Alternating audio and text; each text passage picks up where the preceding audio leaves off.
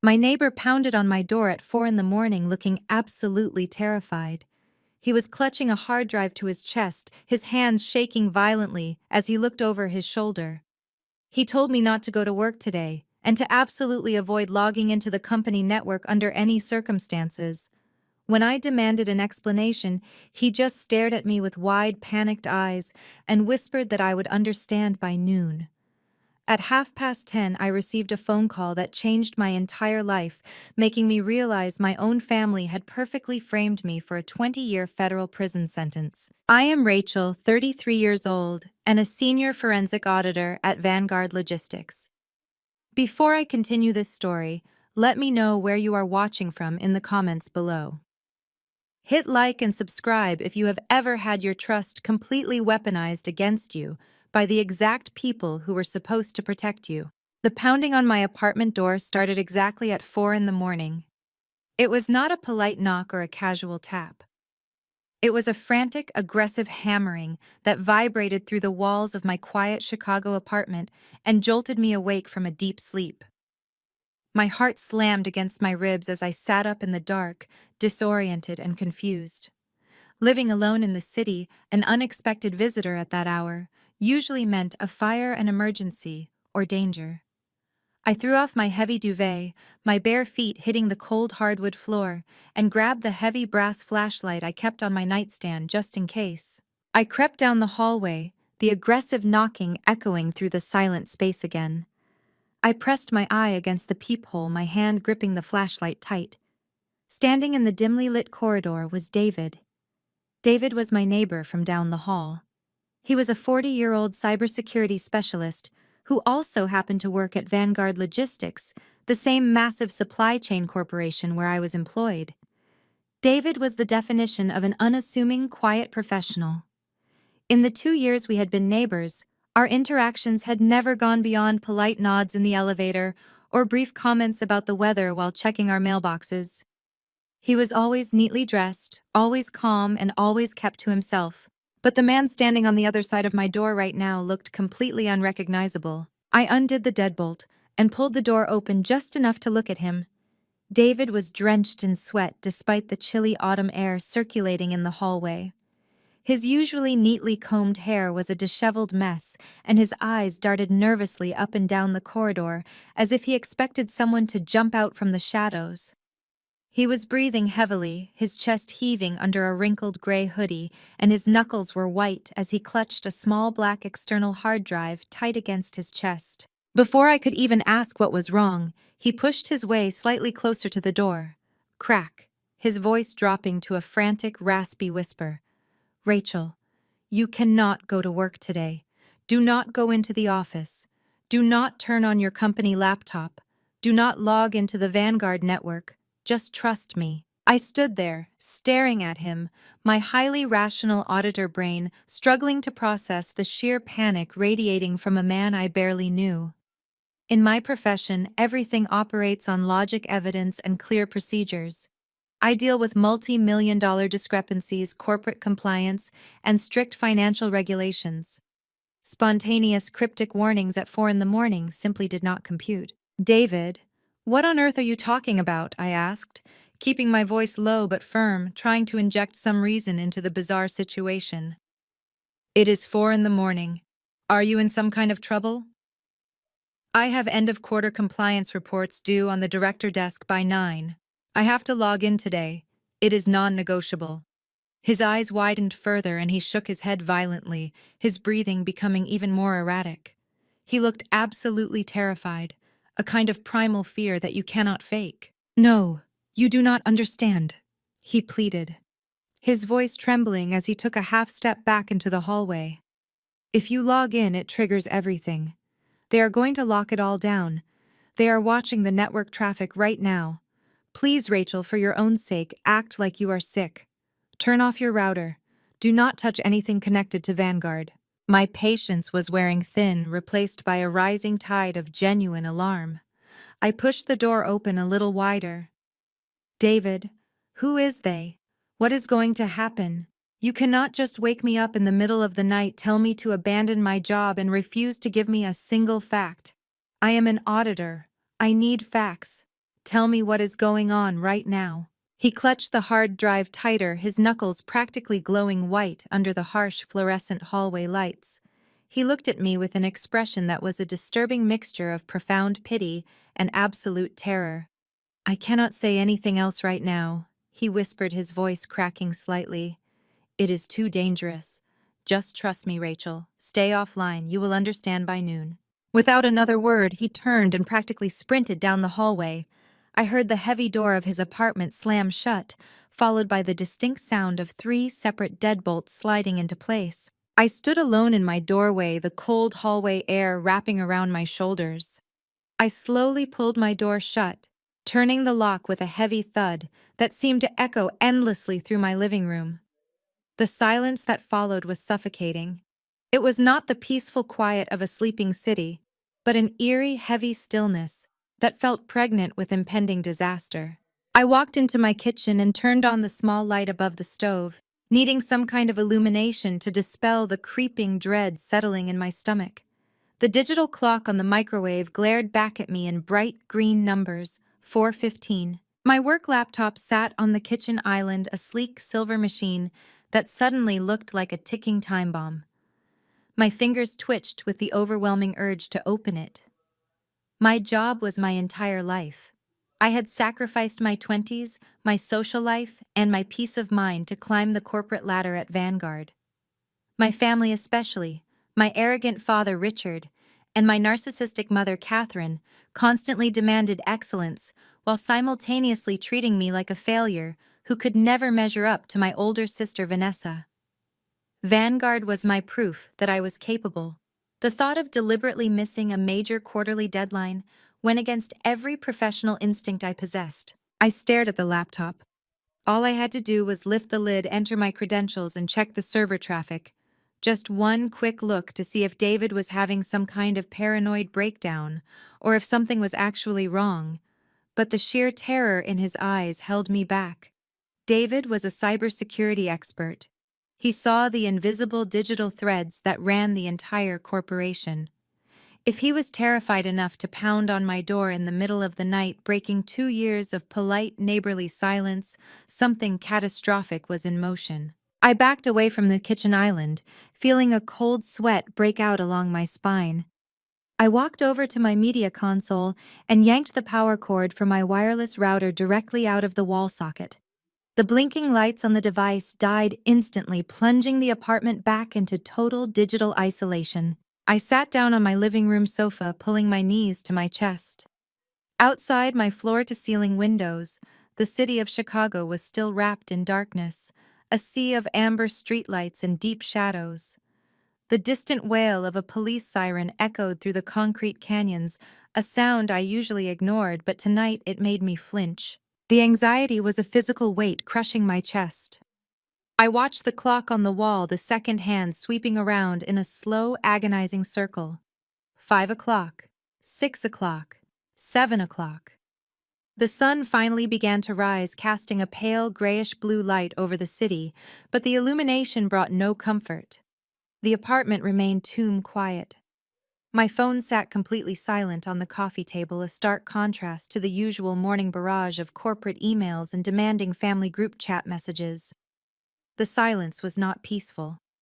It was the terrifying calm before a devastating storm, and all I could do was sit in the deafening quiet, watching the clock tick closer to noon, waiting for my entire world to explode. 8 o'clock came and went without a single notification pinging on my phone. The morning light filtering through my blinds shifted from a cold gray to a harsh, blinding white, illuminating the dust motes dancing in the stagnant air of my living room. I abandoned the sofa and began pacing the length of my hardwood floors, my bare feet tracing the exact same worn path between the kitchen island and the media console. I made a pot of black coffee, pouring a cup I had absolutely no intention of drinking, just to give my shaking hands something warm to hold. My personal cell phone sat on the quartz countertop, mocking me with its blank, dark screen. I unlocked it for the 20th time, navigating straight to the family group chat. Nothing. There was not a single message since yesterday afternoon. Under normal circumstances, this specific text thread was a relentless, exhausting barrage of my older sister demanding attention. By this time, on a typical Friday morning, Vanessa would have already flooded the chat with pictures of her overpriced matcha lattes, her post-workout mirror selfies from her private gym, and lengthy complaints about how exhausted she was from managing her non-existent schedule.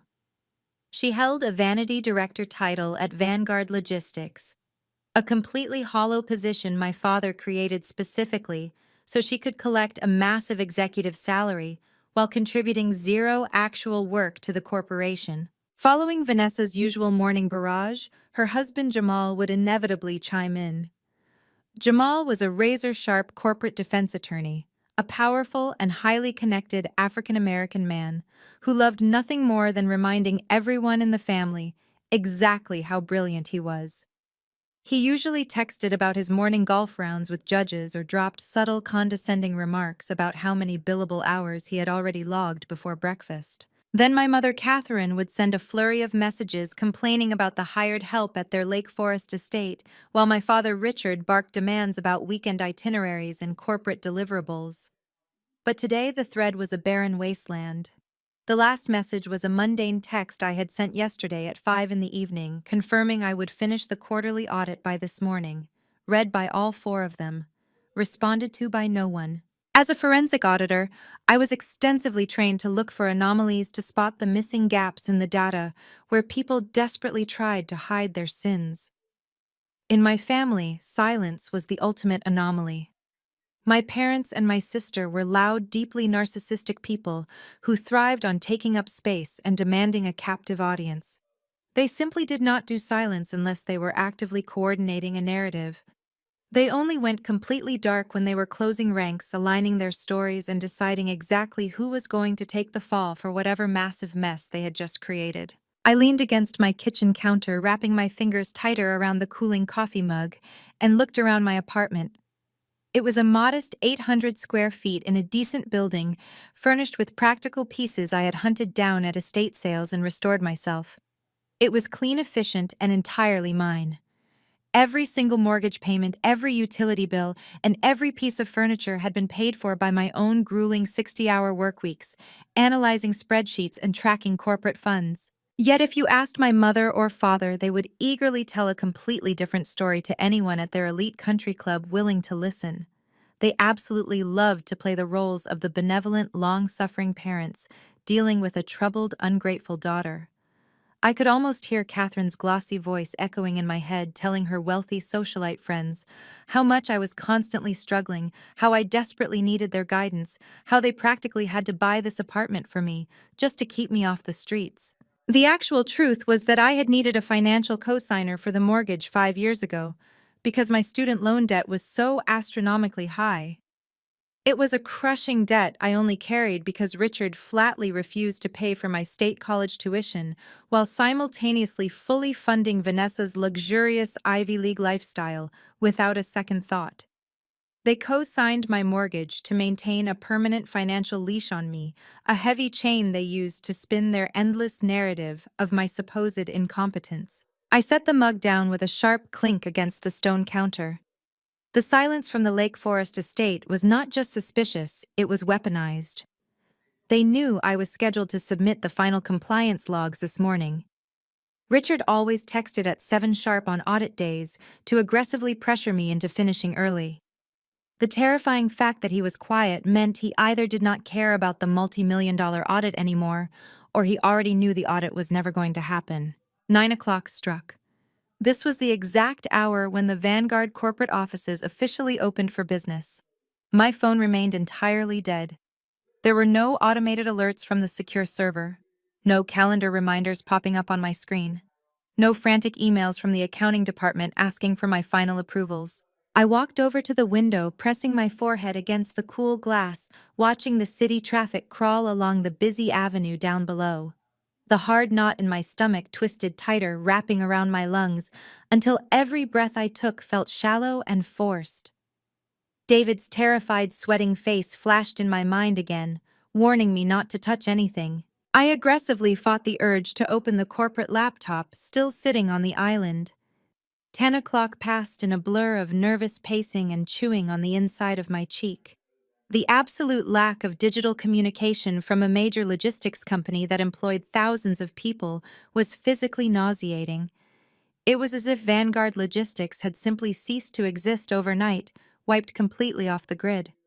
I stared at my personal phone, willing it to give me a sign, a clue, a sloppy mistake from Vanessa, anything to break the agonizing suspense that was tearing my nerves apart. Then, at exactly 10:30, the suffocating dead silence of my apartment was finally shattered. My cell phone vibrated violently against the quartz countertop, the sudden loud buzzing making me jump backward in shock. I grabbed it instantly, fully expecting to see my father demanding to know why my reports were not filed. Instead, an entirely unfamiliar out-of-state phone number glowed brightly on the screen. I stared at the glowing screen of my cell phone as the unfamiliar 10-digit number pulsed rhythmically in the palm of my hand. The area code was out of state, specifically from the Washington, D.C. region. My heart hammered against my ribs like a trapped bird. Every instinct I had honed over the past decade in corporate finance screamed at me to let it go to voicemail to maintain my absolute isolation. But the suffocating dread building in my chest forced my thumb to swipe across the green accept button. I brought the phone to my ear, not saying a word, barely daring to breathe. For 2 agonizing seconds, there was only the sharp crackle of static and the sound of heavy, panicked breathing on the other end. "Rachel," a voice whispered. It was a man speaking so fast and so quietly that I had to press the speaker tightly against my ear to catch his words. I did not recognize the voice, but the sheer terror lacing his tone was unmistakable. "Who is this?" I demanded, my voice tight and guarded. "That does not matter," the man replied breathlessly. "Listen to me very carefully. Vanguard Logistics has been completely locked down. Federal agents are swarming the main lobby, the executive suites, and the server rooms.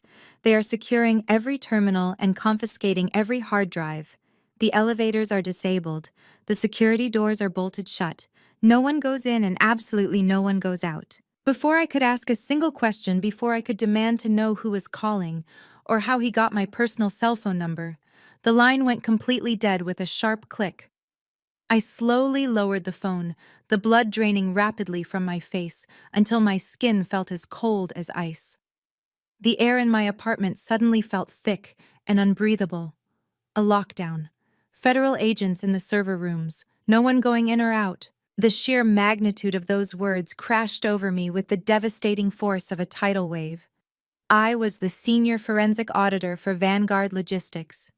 My entire job, my professional existence revolved around finding financial discrepancies and ensuring strict regulatory compliance for a multi-billion-dollar supply chain corporation. But more importantly, I was the final gatekeeper.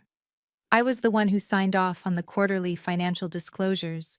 My digital signature, my credentials, and my professional seal were stamped on the bottom line of the exact documents the federal government would be seizing right this very second. Panic, raw and unfiltered, seized my throat.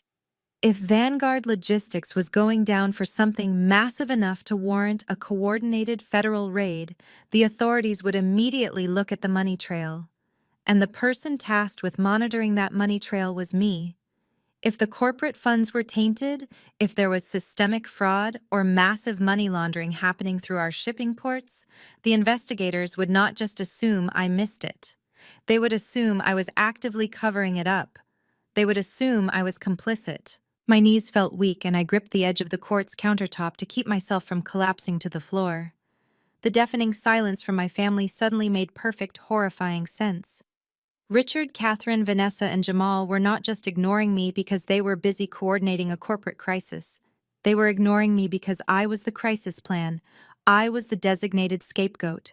They had built an elaborate multi-million-dollar house of cards, and they had positioned me standing directly underneath it, right before pulling the final support beam. I turned my head and locked eyes with my silver company laptop, still sitting exactly where I had left it on the kitchen island. It sat there like a loaded weapon. My mind raced through 1,000 terrifying scenarios, calculating the exact level of exposure my signature carried on those documents. I needed to know what they had done. I needed to see the ledgers, the offshore accounts, the dummy corporations my father must have hidden deep within the supply chain manifests. Every fiber of my being screamed at me to reconnect my wireless router, boot up the machine, launch the encrypted virtual private network, and dive straight into the Vanguard servers. I was a brilliant forensic accountant. If they had manipulated the numbers to frame me, I could find the digital breadcrumbs. I could trace the unauthorized transactions and print the proof I needed to save myself before the federal agents knocked down my door. I took a step toward the kitchen island, then another. I reached out, my trembling fingertips hovering just an inch above the cold aluminum lid of the laptop.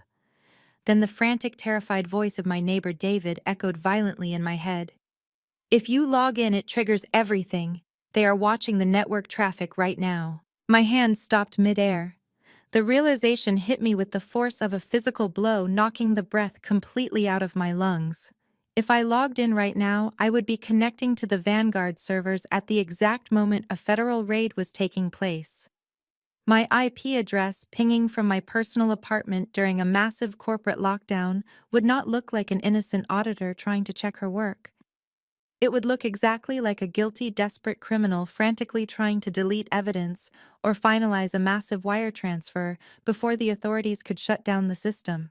David had not just been warning me to take a sick day.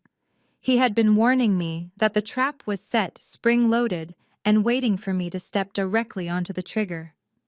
If I turned on that laptop, I would be handing the federal government the exact digital proof my family needed to finalize my frame-up. Jamal, with his ruthless legal mind, would have orchestrated it perfectly. He would have ensured that the final, most damning transactions required my specific credentials timed perfectly for when I usually submitted my Friday morning reports. I snatched my hand back from the laptop as if the metal had suddenly turned red hot. I took a deep, shuddering breath, forcing the blind panic back down into my chest and replacing it with the cold, calculating logic that made me exceptional at my job. I could not fight them on their turf. I could not run blindly into the digital minefield they had laid out for me. I had to do the hardest thing possible in a moment of absolute crisis. I had to do absolutely nothing. I turned my back on the laptop, wrapping my arms around my waist, and began to pace the floor once again. I was alone, isolated in my apartment, caught in the terrifying crosshairs of a federal investigation and a vicious family betrayal. The clock on the wall ticked forward, moving relentlessly toward 11:15 in the morning. I knew with absolute chilling certainty that the silence from Lake Forest was about to break, and when it did, the real nightmare would begin. At exactly 11:15, the suffocating quiet of my living room was shattered. My personal cell phone resting on the kitchen counter next to the unplugged router began to vibrate. The screen illuminated, casting a harsh white glare across the dark quartz surface.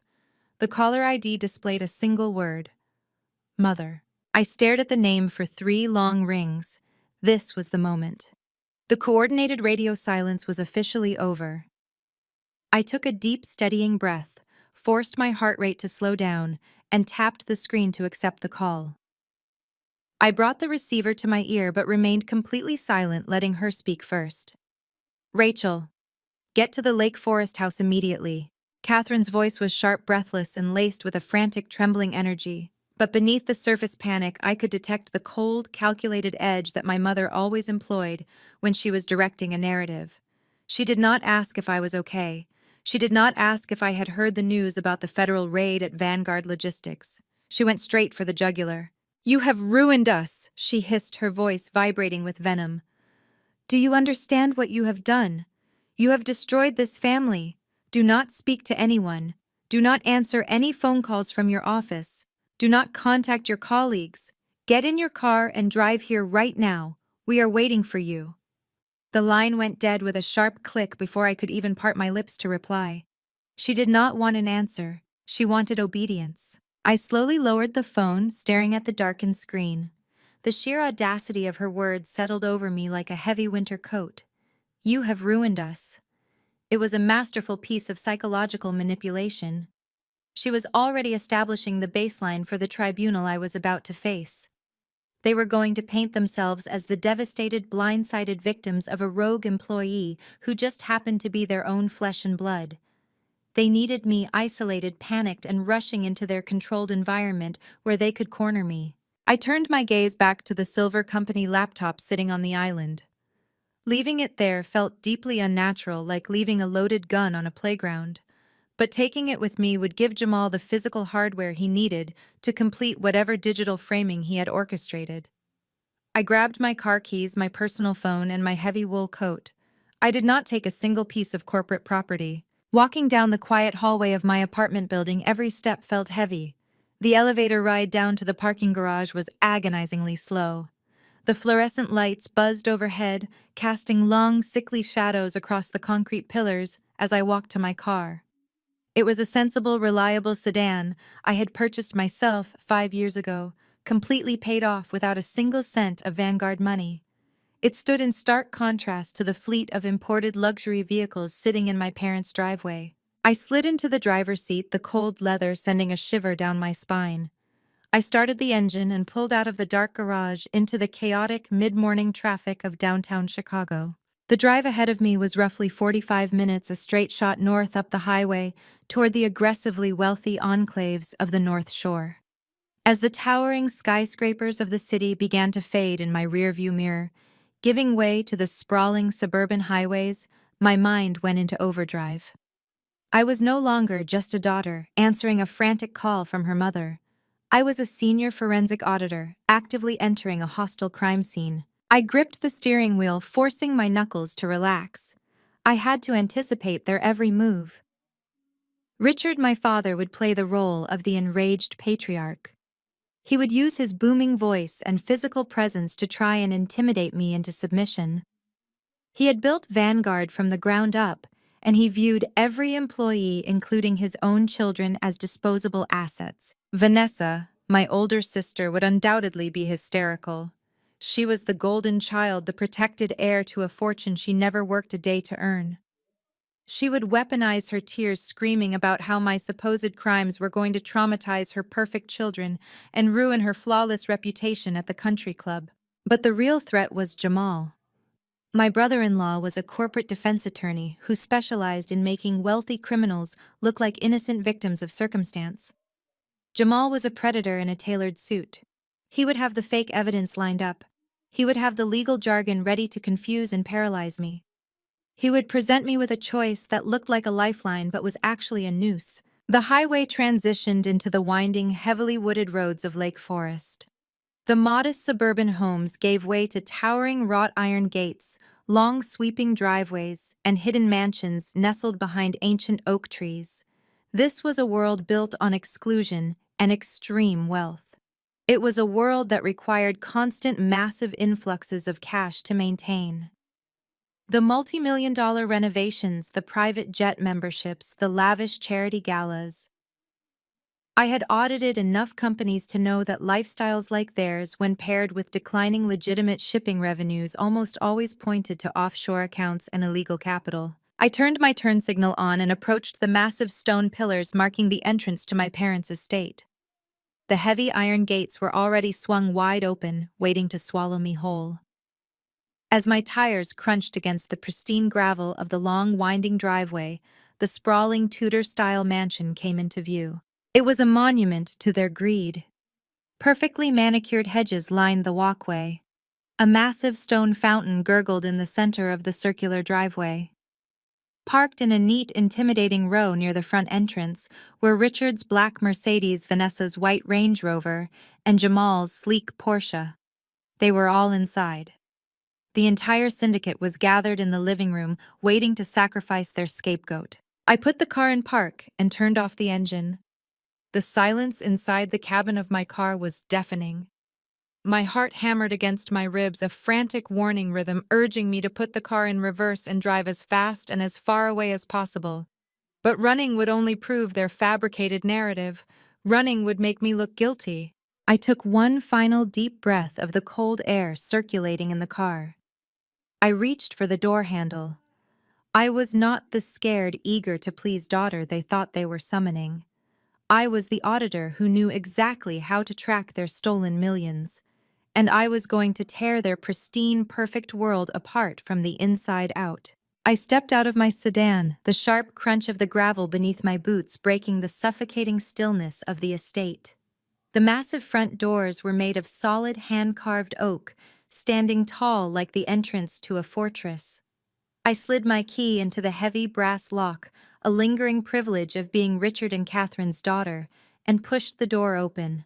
The air inside the Lake Forest mansion was perfectly climate-controlled, smelling faintly of expensive lemon and basil wax, mixed with the overwhelming scent of fresh white lilies arranged in massive porcelain vases. Every inch of the grand foyer screamed of unfathomable wealth. My boots stepped off the marble entryway and sank into a hand-woven Persian rug that likely cost more than my entire annual salary. Above me, a massive tiered crystal chandelier caught the late morning sunlight, scattering 1,000 tiny rainbows across the deeply polished mahogany walls. For years I had walked into this house and felt nothing but a crushing sense of inadequacy. I had looked at the imported Italian leather sofas, the custom velvet draperies cascading from 12-foot windows, and the curated collections of modern art, believing that my parents had earned every single luxury through sheer brilliance and tireless entrepreneurship. But today the opulence did not make me feel small. It made me feel violently ill. Looking at the glittering chandelier, I did not see success. I saw offshore accounts. I saw fabricated vendor invoices and ghost shipments moving through Vanguard Logistics. I saw millions of dollars siphoned from legitimate corporate channels to fund Catherine's aggressive social climbing and Richard's insatiable ego. They had stolen this life. They had built a palace of glass and gold using money they had illegally scrubbed through the very company I was hired to audit. And now they intended to use my blood to pay the final bill. I unbuttoned my wool coat and walked slowly down the long corridor toward the formal living room. I did not announce my presence.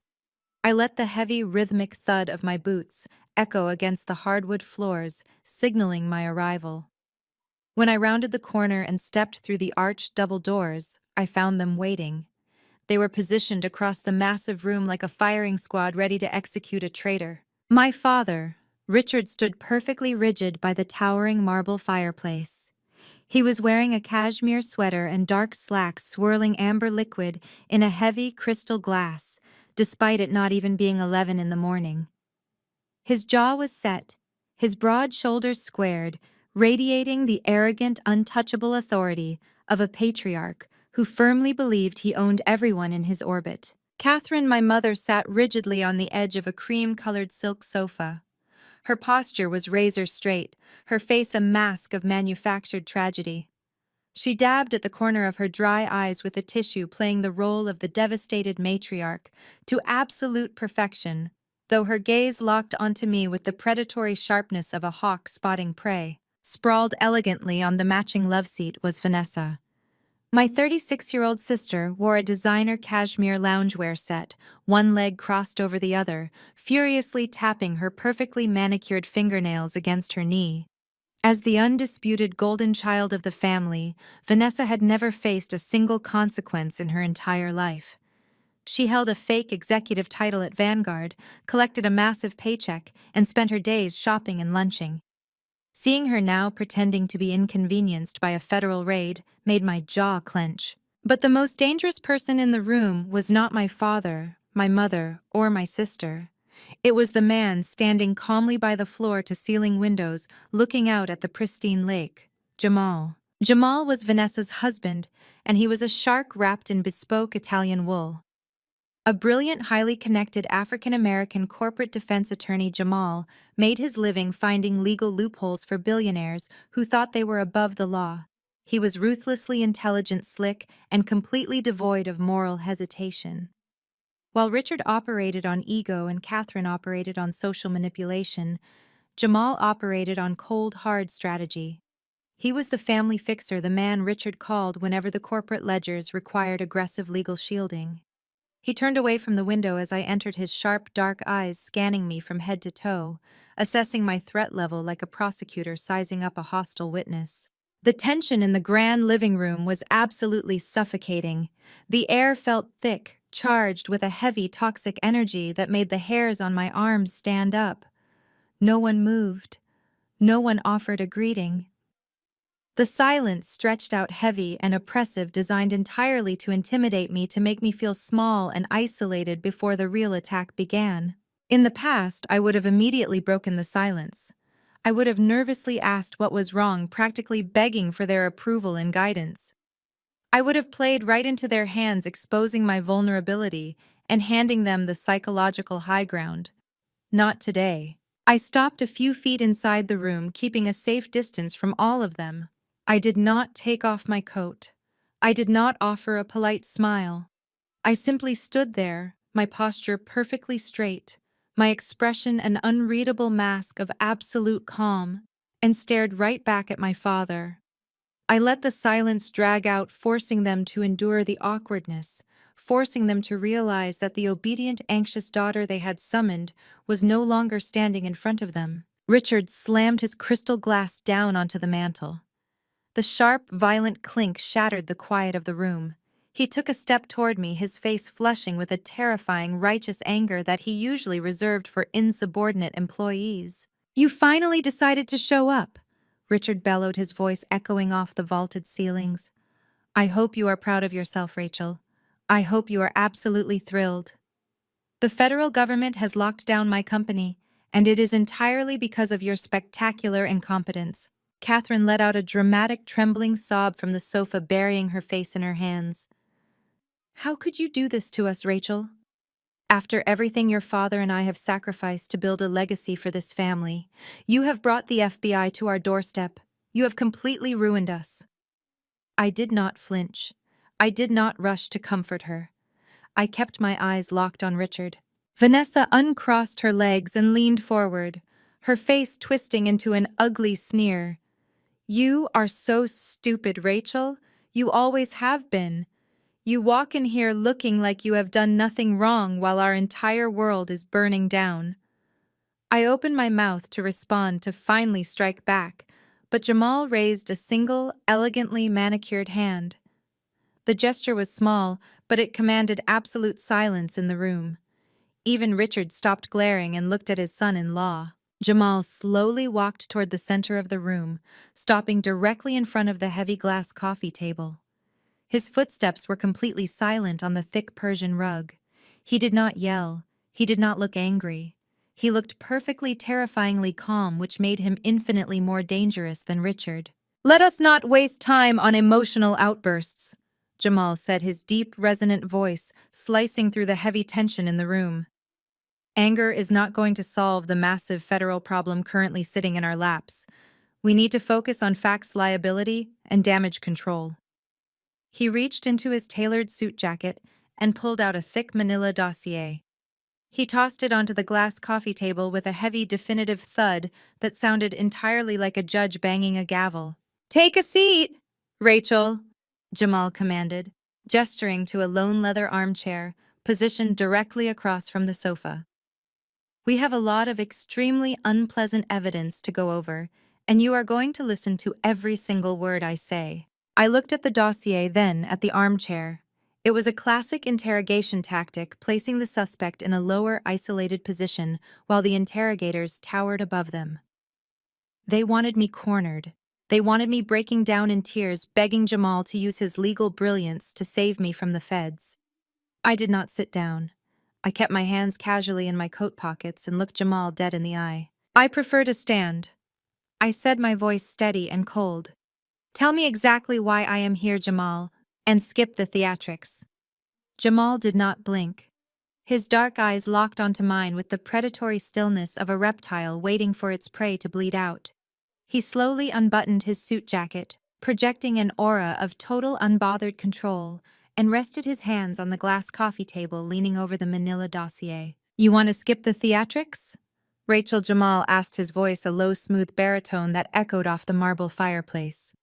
"Fine. Let us talk strictly about the facts. As of 8 o'clock this morning, Vanguard Logistics is the target of a coordinated raid by the Federal Bureau of Investigation, the Department of Homeland Security, and the Internal Revenue Service. They have locked down the corporate campus. They have seized the servers. They have frozen the corporate accounts." He paused, letting the sheer weight of those federal agencies hang in the suffocating air of the living room. They are executing a federal warrant for massive systemic international wire fraud and money laundering. Jamal continued tapping a manicured finger against the dossier. We are talking about tens of millions of dollars funneled through dummy corporations, ghost shipments moving through our ports in Southeast Asia, and illegal capital scrubbed clean through our domestic supply chain. It is a textbook racketeer-influenced and corrupt organizations case. A RICO charge. The kind of charge that carries a mandatory minimum sentence of 20 years in a federal penitentiary. I kept my face perfectly still, betraying absolutely no emotion, even as my heart hammered a frantic rhythm against my ribs. I knew about the ghost shipments. I knew about the offshore shell companies. I had known for over a year. What I did not know was exactly how they planned to pin a corporate conspiracy of this magnitude on a mid-level forensic auditor. Jamal straightened his posture, slipping his hands into his trouser pockets. The federal government does not conduct a raid of this scale without a primary suspect already in their crosshairs, Rachel. They do not tear apart a Fortune 500 company unless they have a clear paper trail pointing directly to the architect of the fraud. And let me guess, I replied, keeping my voice deadpan and flat. You are going to tell me that the architect is me. Before Jamal could even answer, Vanessa erupted from the love seat like a coiled spring snapping loose. Her face contorted into a mask of pure, unadulterated fury. She lunged forward, pointing a trembling manicured finger directly at my face. You were the auditor! Vanessa screamed, her shrill voice shattering the calculated calmness Jamal had tried to establish. You signed the third quarter compliance reports. You personally authorized the financial disclosures. You are trying to destroy my inheritance because you have always been completely insanely jealous of me. The sheer absurdity of her accusation was staggering. The federal government was currently dismantling our father's empire. Armed agents were seizing corporate hard drives, and my older sister was entirely consumed by how this impacted her personal bank account and her fragile ego. In Vanessa's deeply narcissistic reality, a multi-million-dollar federal money laundering investigation was simply a petty revenge plot I had orchestrated because I was jealous of her designer lifestyle. You have always hated me, Vanessa shrieked, taking another aggressive step toward me. Ever since we were kids, you sat in your miserable little room, stewing in your own bitterness, resenting the fact that Dad actually loves me. You could never stand the fact that I am successful, that I have a beautiful family, that I married a brilliant man like Jamal. So you cooked up this ridiculous financial disaster to tear down the company. You deliberately falsified those audits to drag my name through the mud and steal the money that belongs to my children. I stared at her, genuinely marveling at the depth of her delusion. Vanessa had never worked a single grueling day in her life. Her so-called success consisted of showing up to the Vanguard office twice a month to drink sparkling water and online shop from her corner office. Yet she stood there screaming at the top of her lungs, genuinely believing that I had risked a federal prison sentence just to spite her. Vanessa, calm down, Catherine scolded, though her tone lacked any real reprimand. My mother stood up from the sofa, moving to put a protective arm around her golden child. Catherine glared at me with a look of profound disgust, playing her role in the psychological warfare perfectly. Look at what you are doing to your sister, Catherine hissed, her voice dripping with venom. Look at the stress you are causing this family. We knew you were troubled, Rachel. We knew you harbored deep-seated resentment toward us, but we never imagined you would go this far. We gave you a job when no one else would. We trusted you with the family business. And this is how you repay us, by throwing a temper tantrum with the company ledgers. The gaslighting was masterful. They were actively rewriting reality in real time. They were taking a highly complex, meticulously executed money laundering syndicate that Richard and Jamal had run for years, and they were reducing it to the emotional outburst of a bitter, unstable spinster. They were setting the stage to convince the authorities, the media, and maybe even a jury that the missing millions were just the result of my supposed mental breakdown. I did not throw a temper tantrum. Mother, I said, my voice cutting through their manufactured hysteria like a blade. I did my job. I analyzed the numbers. I tracked the discrepancies. You authorized the transfers, Richard boomed, finally breaking his silence. He marched away from the fireplace, his face flushed with rage. He stopped right beside Jamal, projecting an overwhelming wall of masculine authority. Your digital signature is on every single fraudulent wire transfer that moved through the Cayman accounts this morning. Do you understand that, Rachel, the feds have the digital logs? They have the time-stamped approvals. Your specific employee credentials were used to authorize the final movement of illicit funds just hours before the raid began. Richard pointed violently at the dossier resting on the glass table. The evidence is right there. It proves that you, the senior forensic auditor, deliberately bypassed our internal security protocols. You blinded the compliance software. You moved the money and you left your digital fingerprints all over the crime scene. I looked at the dossier, then at Jamal, who was watching me with a smug, satisfied expression. This was the scapegoat protocol. Jamal had engineered a digital framing so precise, so legally airtight, that any federal prosecutor would take one look at the logs and immediately indict me. They had used my system credentials to authorize their own theft, tying the noose perfectly around my neck while keeping their own hands completely clean. They fully expected me to break down crying. They expected me to fall to my knees, absolutely paralyzed by the overwhelming weight of the federal charges hanging over my head. They wanted me terrified, confused, and begging Jamal to save me from the prison sentence they had explicitly designed for me. Instead, I kept my hands casually tucked inside my coat pockets. I looked at my sister, whose chest was still heaving from her ridiculous self-centered outburst. I looked at my mother, clutching her pearls in feigned devastation. I looked at my father, radiating false righteousness. And finally, I locked eyes with Jamal. I did not shed a single tear. I did not raise my voice. I just smiled, a small, freezing smile that made the smug satisfaction instantly vanish from Jamal's face. If they wanted a war of evidence, they were about to get one. Jamal did not miss a beat.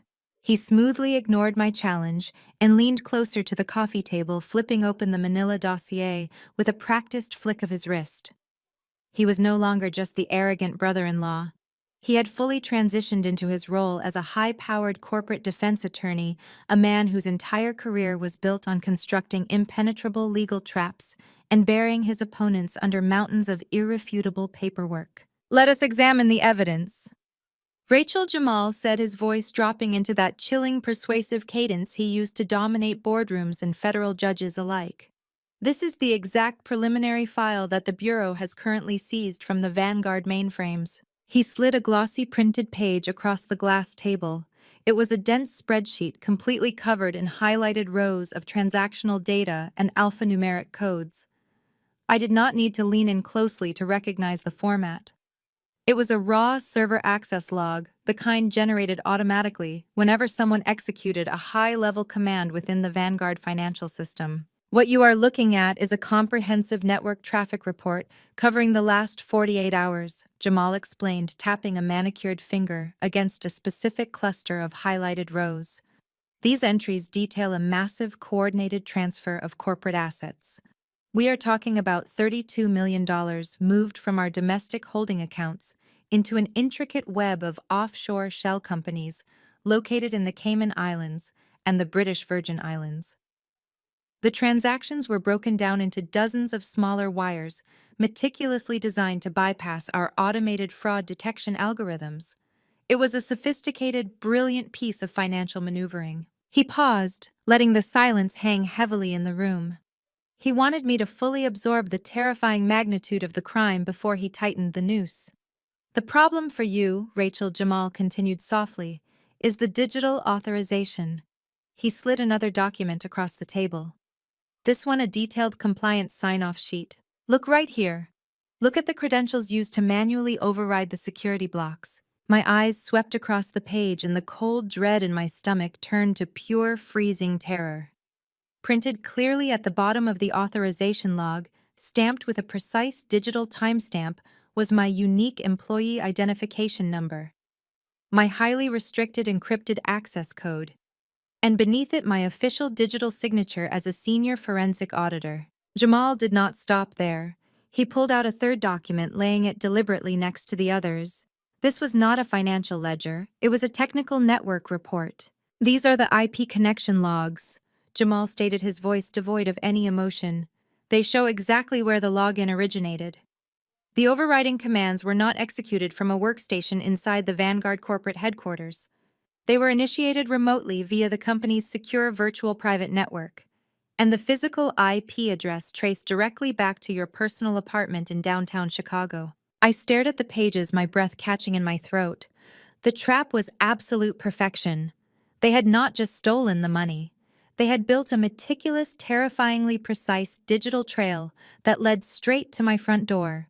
They had used my stolen credentials to access the system, routed the connection through a spoofed IP address that perfectly matched my home network and stamped my official signature on the crime. "Do you understand this position you are in, Rachel?" Jamal asked, his voice dripping with condescension. "You are facing a multi-agency federal indictment. The Department of Justice is currently compiling charges for wire fraud, bank fraud, and violation of the Racketeer Influenced and Corrupt Organizations Act."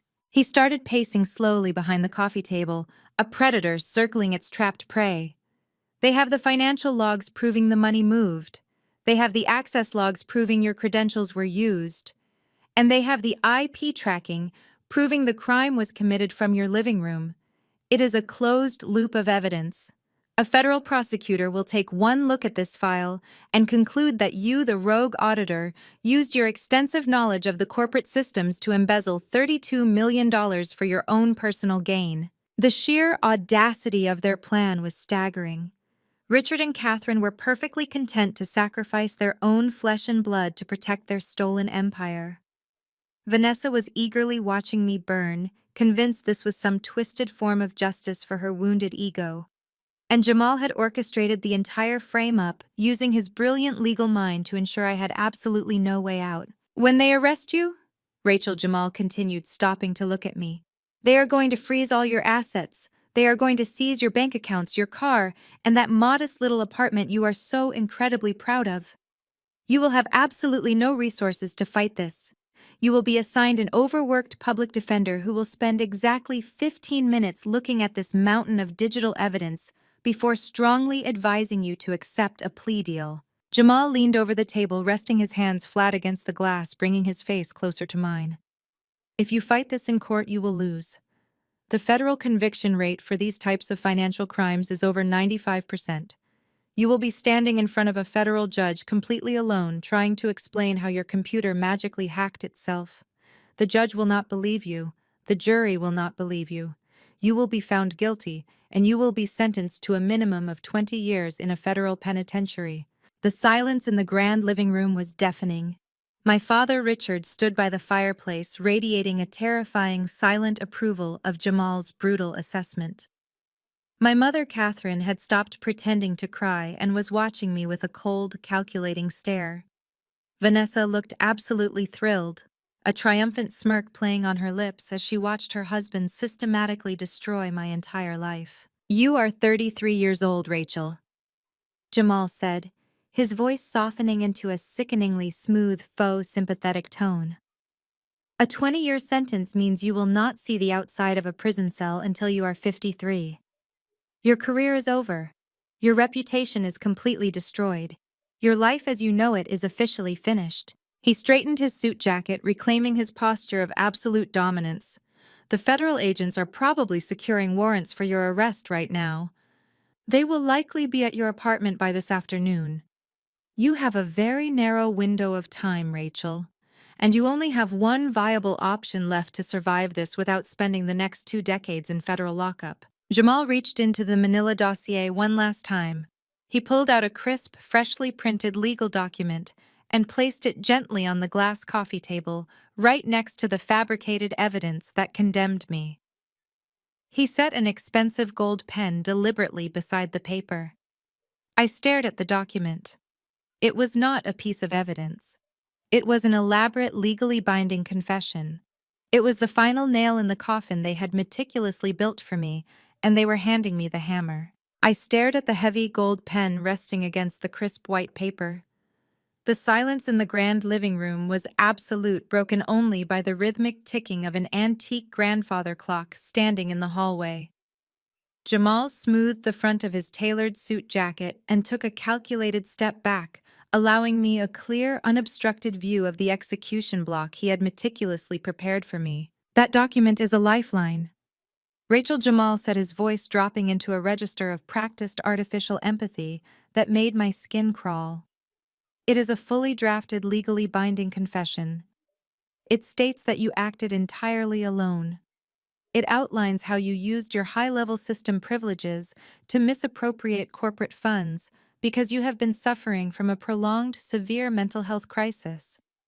It details a fabricated gambling addiction and profound psychological distress to explain exactly why the $32 million vanished from the company ledgers.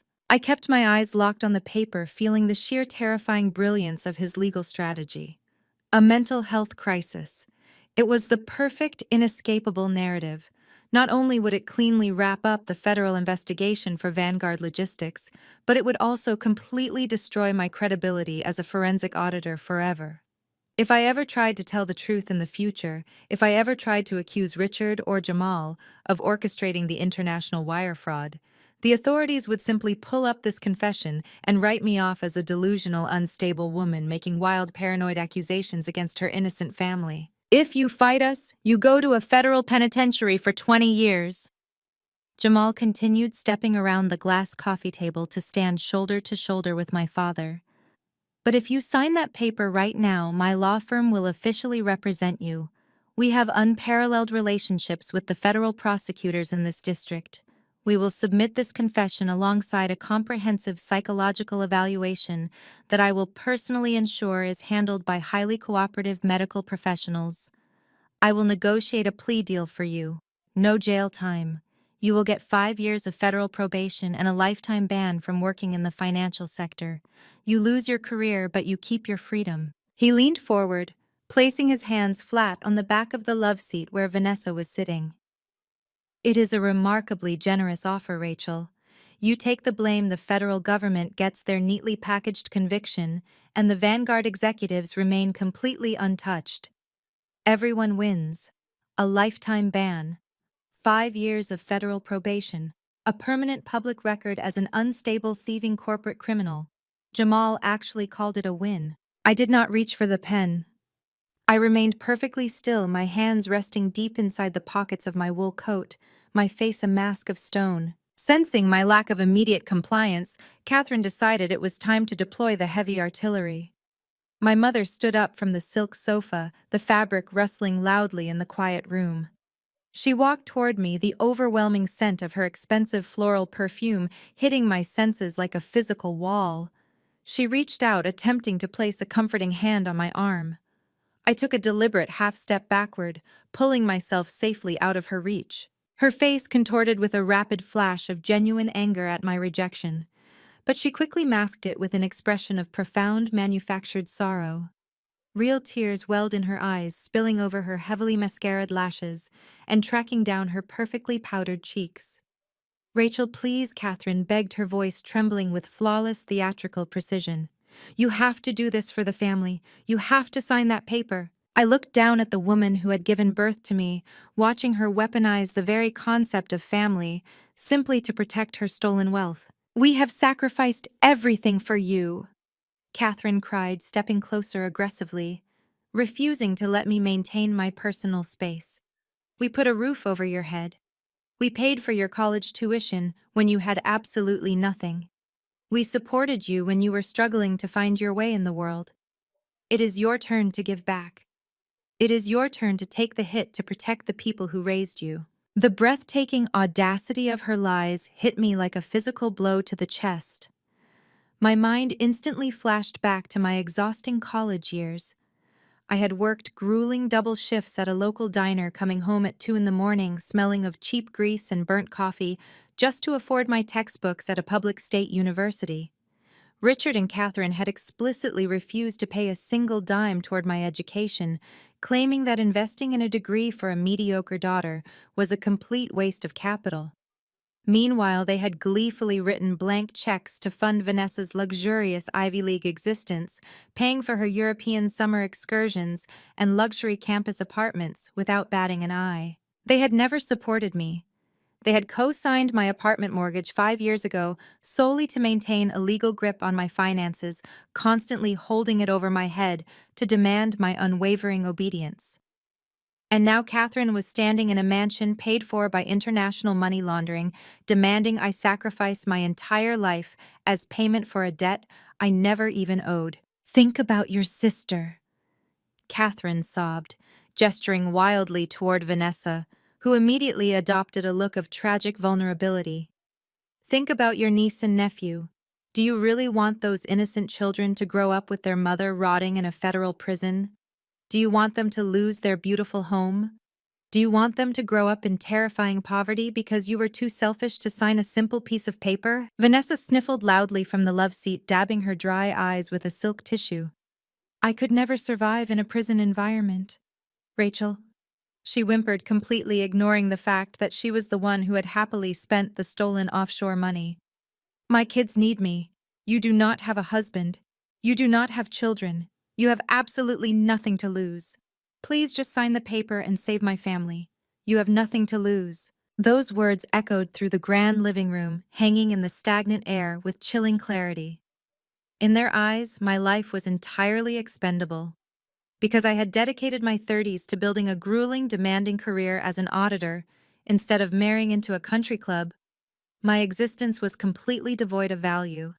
My spotless reputation, my freedom, and my hard-earned independence meant absolutely nothing compared to Vanessa's imported luxury vehicles and Catherine's elevated social standing. They were asking me to willingly walk into a slaughterhouse, and they expected me to fall to my knees and thank them for the privilege. Richard took a heavy, intimidating step forward, towering over the glass table. The clock is ticking, Rachel. He barked, his voice vibrating with barely contained rage. The federal agents are tearing apart my company right now. You are going to pick up that pen, you are going to sign your name on that dotted line, and you are going to walk out of this house and turn yourself in to the authorities. You owe us your life, and today is the day you finally pay up. I looked at the four of them, the arrogant patriarch, the manipulative mother, the useless narcissistic sister, the ruthless calculating brother-in-law, a perfect syndicate of blinding greed and absolute delusion. I slowly pulled my hands out of my coat pockets. I looked down at the expensive gold pen resting next to the fraudulent confession. The trap was sprung, the walls were closing in, and they were utterly convinced they had already won. I reached forward, my arm extending across the expansive glass coffee table. My fingers closed around the cold, heavy metal of the gold pen. The moment the polished barrel lifted off the surface, the crushing tension in the grand living room evaporated entirely. It was as if a highly pressurized physical valve had been released, venting all the panic, dread, and manufactured hysteria out into the cold morning air. I held the pen, testing its weight in my grip. I could feel the eyes of my family tracking my every minuscule movement. Richard exhaled a loud, heavy breath, his broad shoulders dropping a fraction of an inch. The deep, violent shade of red that had flushed his face during his tyrant routine began to fade, quickly replaced by the familiar, sickeningly comfortable glow of absolute victory. He adjusted the cuffs of his cashmere sweater, his posture shifting from aggressive intimidation back to his default state of smug superiority. He had broken me. In his mind, the natural order of the universe had been flawlessly restored. The disobedient, disappointing middle child had finally folded under his supreme authority. He actually offered a small approving nod, a gesture of validation I had spent my entire childhood desperately chasing, but now found utterly repulsive. On the love seat, Vanessa underwent a miraculous, instantaneous recovery. The hysterical sobbing that had racked her body just moments ago stopped with the flick of an invisible switch. She did not even bother to wipe the remaining fake tears from her cheeks. Instead, she leaned back heavily against the silk cushions, crossing her legs again and letting out a long, dramatic sigh of relief. I watched her hand drop to her lap, her fingers instinctively reaching for her smartphone resting beside her. She was likely already composing a text message to her country club friends about how exhausting her morning had been. Her children, the ones she claimed were facing terrifying poverty, just seconds prior, had already vanished entirely from her mind. The crisis was averted, Her offshore money was safe, and her designated scapegoat had accepted the slaughter without a fight. Catherine clasped her hands together in front of her chest, offering a tight, patronizing smile that made my stomach churn with acid. She looked at me with an expression of magnanimous forgiveness, playing the benevolent matriarch who had successfully guided her troubled child back to the path of righteousness. "That is a good girl, Rachel," Catherine murmured, her voice dripping with artificial saccharine sweetness. "You are doing the right thing for everyone. When this is all over, we will make sure you are taken care of. We will send you to a nice, quiet medical facility where you can get the psychiatric help you so desperately need." Even Jamal allowed his relentless, predatory stare to soften. He stepped back from the coffee table, reaching up to casually adjust the perfect knot of his expensive silk tie. He gave a sharp clinical nod, his mind visibly shifting gears from brutal psychological coercion to aggressive legal execution. "Excellent decision," Rachel Jamal said, his tone brisk and entirely professional. "Sign your full legal name and then date it at the bottom. I will have my senior paralegal file this with the federal prosecutor before the end of the hour. We will control the media narrative from the very first minute." I held the gold pen suspended just a millimeter above the crisp white paper. I stared at the dotted line, waiting for my signature. If the ink touched that page, my life as an independent, respected forensic auditor was over. My freedom would be traded for federal probation. My reputation would be permanently branded with the devastating stigma of a corporate criminal suffering from a severe psychological break. I let them bask in their triumph for a few more seconds. I let them savor the sweet, intoxicating taste of absolute control. For 33 years, this had been the exact dynamic of our twisted family structure. They demanded, they manipulated, and they expected total, unquestioning compliance. They believed I was inherently weak because I chose to live quietly in a modest apartment. They believed I was stupid because I refused to play their toxic, extravagant social games. They completely mistook my boundaries for vulnerability and my silence for submission. I slowly lifted my gaze from the fraudulent confession. My eyes bypassed Jamal, bypassed my arrogant father, and settled on the massive antique grandfather clock standing in the arched hallway just beyond the living room doors. The heavy brass pendulum swung back and forth in a hypnotic, rhythmic arc, marking the passing seconds with a deep, echoing tick that cut through the silence of the room. The ornate black hands on the pristine white face were perfectly aligned. It was exactly 11:20 in the morning. The timing was flawless. I had stalled long enough. The elaborate legal trap they had so carefully laid out for me on this coffee table was now effectively useless, and the gears of a much larger, much more devastating machine were already in unstoppable motion. I lowered my hand. I did not drop the pen. I did not throw it across the room in a fit of dramatic anger. I moved with agonizing, deliberate slowness. I placed the heavy gold pen back down onto the glass coffee table, resting it exactly parallel to the typed confession.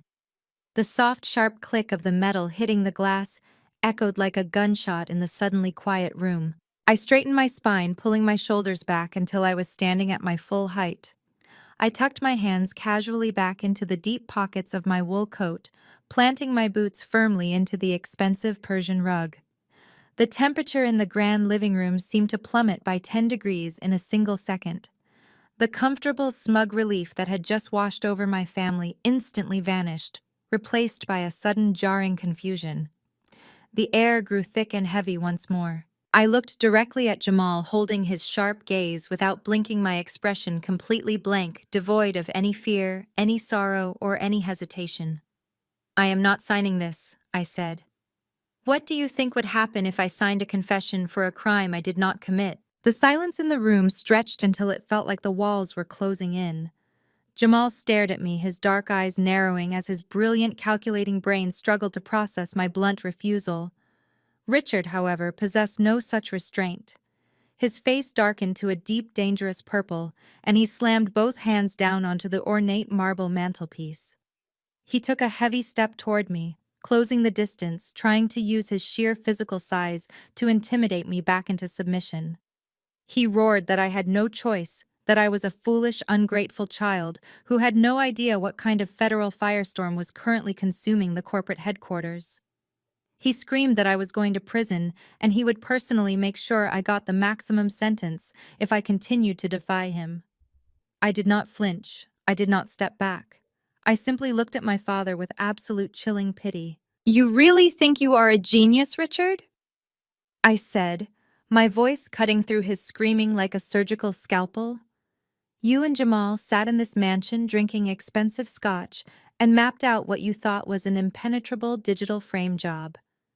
You looked at my career, my spotless record, and my quiet life, and you saw nothing but a convenient patsy." I shifted my gaze back to Jamal. He had not moved, but the muscles in his jaw were clenched tight. He was a lawyer who dealt in airtight narratives, and he could sense my narrative shifting rapidly out of his control. I stepped closer to the glass coffee table, looking down at the scattered documents he had used to try and terrorize me just moments ago. "Let us look at your masterpiece, Jamal," I said, reaching down to pick up the glossy network traffic report he had been so proud to display. "You laid out the digital signature logs and the IP tracking data.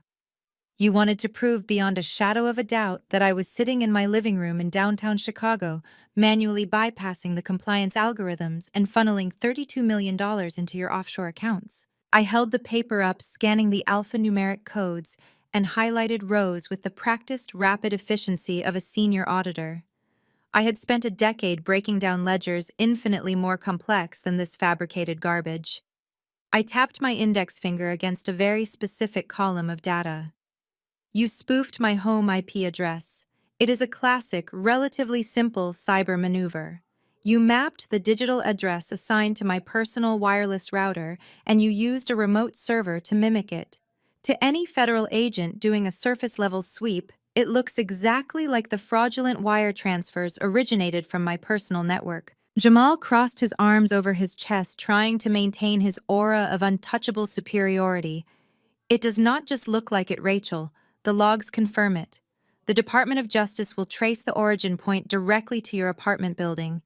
You can deny it all you want, but digital footprints do not lie." I smiled, a genuine, terrifying smile that caused the blood to visibly drain from Jamal's face. "You are absolutely right, Jamal. Digital footprints do not lie. But spoofing scripts run on automated timers, and automated timers cannot account for unpredictable human behavior." I tossed the network report back onto the glass table.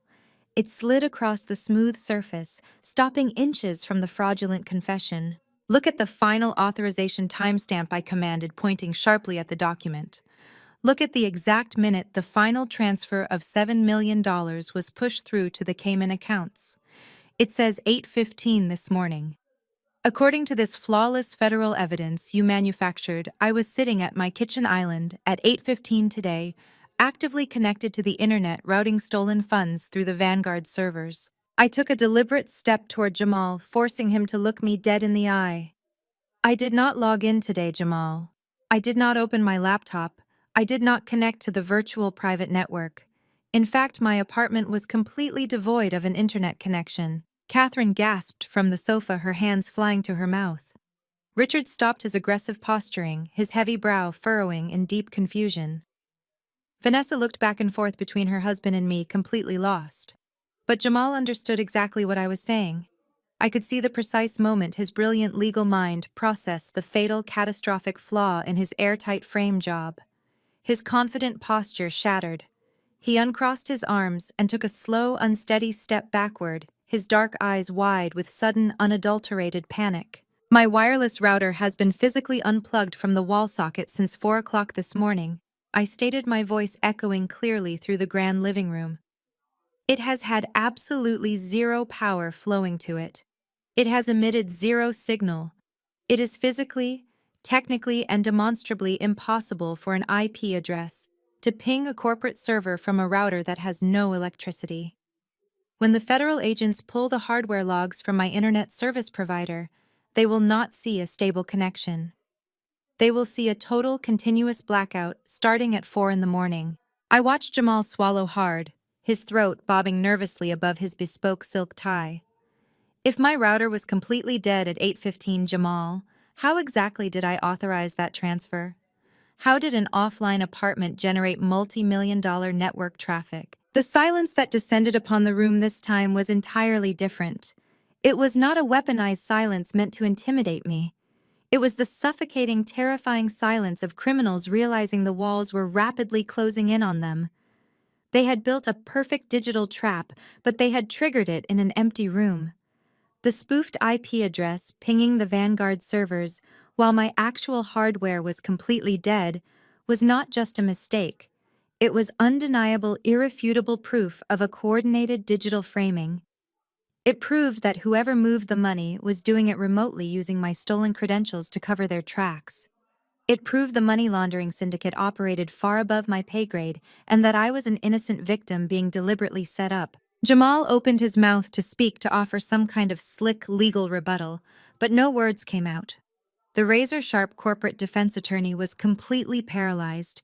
His hands, usually so expressive and controlled, twitched nervously at his sides. He looked at the documents on the table as if they had suddenly caught fire. The fabricated evidence he had planned to hand to the federal prosecutors was now a massive, toxic liability. If he submitted those logs, he would be handing the Federal Bureau of Investigation the exact technical anomaly they needed to unravel the entire conspiracy. Jamal's facade cracked entirely, revealing the panicked, desperate criminal hiding beneath the expensive Italian suit. He realized in real time that he was no longer the apex predator in the room.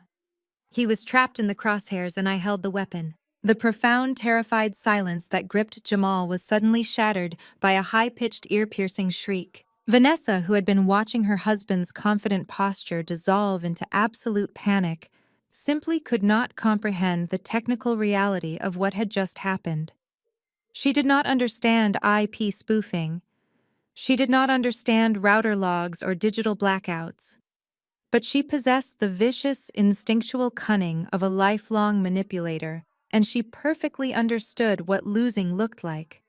She saw the impenetrable shield Jamal had built around her massive offshore bank accounts cracking right down the middle, and she completely lost her mind. She leapt up from the love seat with such sudden violent force that her knee knocked against the heavy glass coffee table, sending the fraudulent confession sliding toward the edge.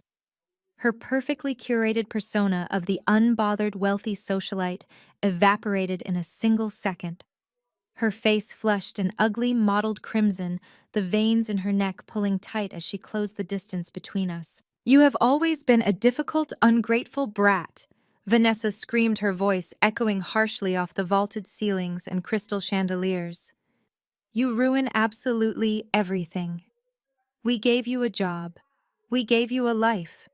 And you sit there with your smug, miserable little face trying to drag my husband down just because you are a lonely, bitter spinster." Catherine took a frantic step forward, raising her hands in a futile attempt to calm her golden child. "Vanessa, sweetheart, please do not agitate yourself." Catherine pleaded, her own voice trembling with the realization that the entire situation was spiraling entirely out of control. Vanessa violently shoved our mother's hands away, her chest heaving under her cashmere loungewear. She pointed a manicured finger so close to my face I could feel the air moving against my cheek. "You have always been jealous of me, Rachel," she shrieked, saliva flying from her lips. "Since the day we were children. You could never stand the fact that I am beautiful, that I am married to a powerful man, that I actually deserve the life I have. You deliberately screwed up those audits. You intentionally brought the federal agents to our company just to destroy my inheritance out of pure psychotic spite." I stood perfectly still, letting her toxic, hysterical bile wash over me without flinching. For 33 years, this exact explosive tantrum had been Vanessa's ultimate weapon. Whenever she was challenged, whenever she faced a single ounce of accountability, she would scream and rage until our parents caved, immediately punishing me just to appease her. She expected me to shrink back. She expected me to lower my eyes and apologize just to stop the verbal assault. Instead, I took a deliberate, dominant step forward, forcing her to instinctively retreat a fraction of an inch. "Jealous of what, Vanessa?" I asked. my voice dropping into a register so cold and razor-sharp, it immediately commanded the entire room. Jealous of a life that is nothing but a purchased, fabricated illusion, I did not raise my voice to match hers. I used cold, devastating precision, wielding the truth like a surgical blade. Do you really want to talk about who deserves what they have? I continued, my gaze locking onto her panicked eyes. Let us talk about your prestigious Ivy League education. Let us talk about how you love to parade around the country club bragging about your brilliant academic pedigree. You and I both know you failed your entrance exams twice. You only got that acceptance letter because our father authorized a quiet $500,000 corporate donation to the university's alumni fund. He bought your admission outright because you were too academically lazy to earn it yourself. Vanessa gasped, her mouth opening and closing as she looked frantically toward Richard, silently begging him to shut me down. But Richard was entirely paralyzed by his own mounting legal terror. While you were spending your 20s taking European vacations on our father's dime and living in a luxury penthouse he rented for you, I was working graveyard shifts at a diner, I stated, stepping even closer, backing her up against the edge of the love seat. I came home at 3 in the morning smelling like stale grease and industrial bleach. I paid my own way through a state university. I passed my certification exams through pure grueling exhaustion, studying on freezing public buses while you were busy trying on wedding dresses. I earned my career with my own sweat and blood. You did not earn a single thing in your entire life. Shut up, Vanessa shrieked, clapping her hands over her ears like a petulant child. You are a liar. You are just a jealous, miserable liar. You hold a director title at Vanguard Logistics, I pressed on, stripping away the final layers of her fragile ego. You collect a massive executive salary, yet you do not even know how to open an Excel spreadsheet. Your entire position is a fraudulent tax write-off for this company. You are a phantom employee, Vanessa. A placeholder used to funnel illegal cash into your designer wardrobe and your offshore accounts. You have never worked a day in your life. You are a parasite feeding off a dying host. Tears of sheer, unadulterated rage streamed down Vanessa's face. She looked at Jamal, desperately expecting her ruthless corporate attorney husband to defend her honor, to silence me with threats of defamation. But Jamal was completely silent, his eyes fixed firmly on the floor, frantically trying to calculate his own survival in the face of my digital trap. He was abandoning her, and the realization hit Vanessa like a physical blow. Screaming at me does not change the digital forensics, I said, my voice eerily calm, ringing with absolute finality. The federal agents swarming the Vanguard corporate campus right now do not care about your country club status. They do not care about your temper tantrums.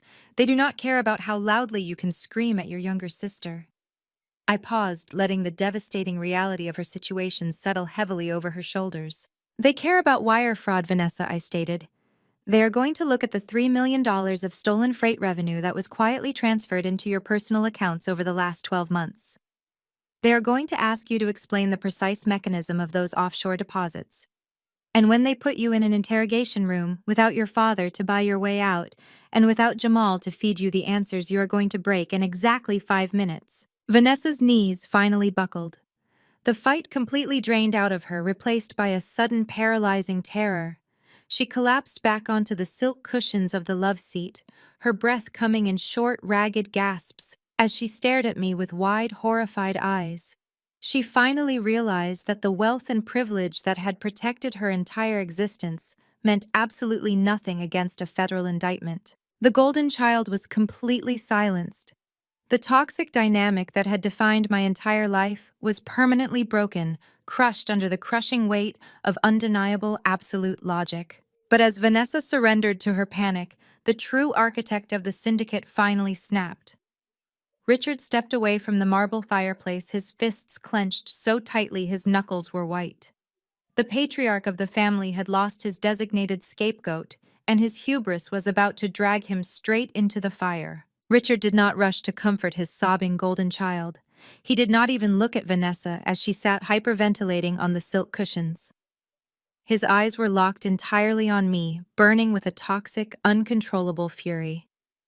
The polished, aristocratic facade of the wealthy Lake Forest patriarch completely evaporated, leaving behind nothing but the ruthless, predatory corporate tyrant who had spent his entire life crushing anyone who dared to stand in his way. He closed the distance between us in 3 long, aggressive strides. He stopped mere inches from my face, using his towering physical height to cast a dark shadow over me. I could smell the sharp metallic tang of expensive scotch on his breath and the underlying scent of pure, unadulterated adrenaline. "You think you are so incredibly clever, Rachel," Richard snarled, his voice vibrating with a dangerous, guttural intensity. "You walk into my house, you insult my wife, you terrorize your sister, and you think you can just outsmart me with a technical glitch about a wireless router." I did not step back. I tilted my head up to meet his furious gaze, holding my ground. "It is not a glitch, Richard. It is a massive, gaping hole in your fabricated evidence. I do not care about the router." He roared, the sudden volume of his voice making the crystal prisms on the chandelier rattle above us. "I do not care about the IP addresses or the digital timestamps or whatever trivial technical details you think are going to save you. You are missing the entire point of your miserable existence." He pointed a heavy, commanding finger directly at my chest, striking my collarbone with a hard, aggressive jab. "I built Vanguard Logistics with my own 2 hands," Richard declared, his chest puffing out with blinding, absolute narcissism. "I took a failing regional trucking company and turned it into a global supply chain empire. Every ship, every warehouse, every single dollar that moves through those accounts belongs to me. I created the wealth that puts food on your table. I pay your salary. I own the building you work in. And make no mistake, Rachel, I own you." The absolute delusion in his eyes was staggering. He was standing in a room rapidly filling with the smoke of his burning empire, yet he still believed he was an untouchable god. He had completely detached from reality, consumed entirely by his own towering ego. "Do you really think you were hired because you were an exceptional auditor?" Richard laughed, a harsh barking sound, completely devoid of any humor. "You were hired because you are my daughter, and because you have always been desperate, lonely, and incredibly eager to please.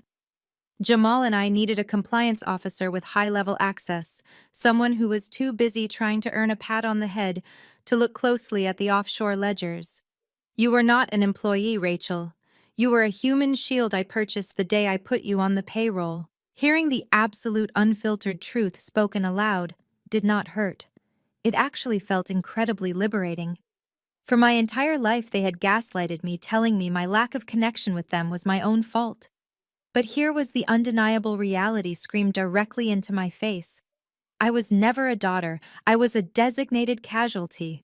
"I used your credentials," Richard admitted, his voice dripping with intense, boastful pride.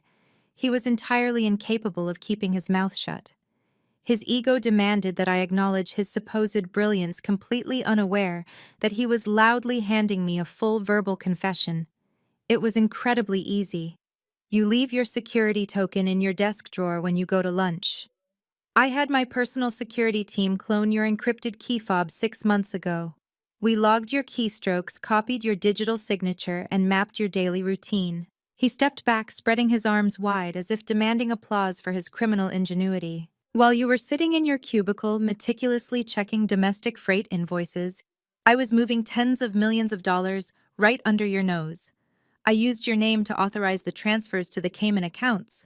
I used your seal to blind the compliance software. I ran a multi-million-dollar shadow corporation using your identity, and you were completely oblivious. You are just a mid-level employee, Rachel. You do not dictate terms to the chief executive officer." I watched him with cold, calculating fascination. The man was a walking, talking federal indictment. He had just confessed to corporate espionage, identity theft, international money laundering, and wire fraud, all within the span of 2 minutes. His hubris was so massive, it completely blinded him to the extreme danger of his own words. "You are going to take the fall because I command it," Richard dictated, his face red and sweating from the exertion of his own rage. "I am your father, and you owe this family your absolute loyalty. I do not care if your router was unplugged. You are going to go back to your apartment right now. You are going to plug that machine into the wall log, into the server, and leave a digital footprint. Then you are going to sign Jamal's confession. He leaned down, bringing his face level with mine, his eyes burning with toxic, unwavering entitlement. You will walk into the federal prosecutor's office, and you will tell them you stole the money because you are sick in the head. You will take the plea deal. You will accept the probation. And if they decide to give you prison time instead, you will sit in a federal cell and keep your mouth shut to protect the family name. Do you understand me? You are nothing but an employee, and you will do exactly what I tell you to do. He had laid out his demands with absolute certainty, fully expecting me to cower, cry, and obey. He believed that his anger was a magic wand that could simply erase the gaping holes in their criminal conspiracy. He thought his booming voice could override federal evidence protocols.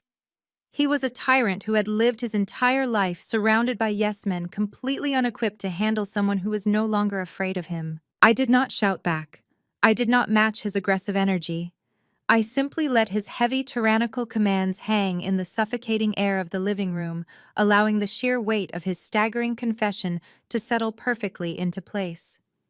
He had just handed me everything I needed, tying the final knot in his own execution.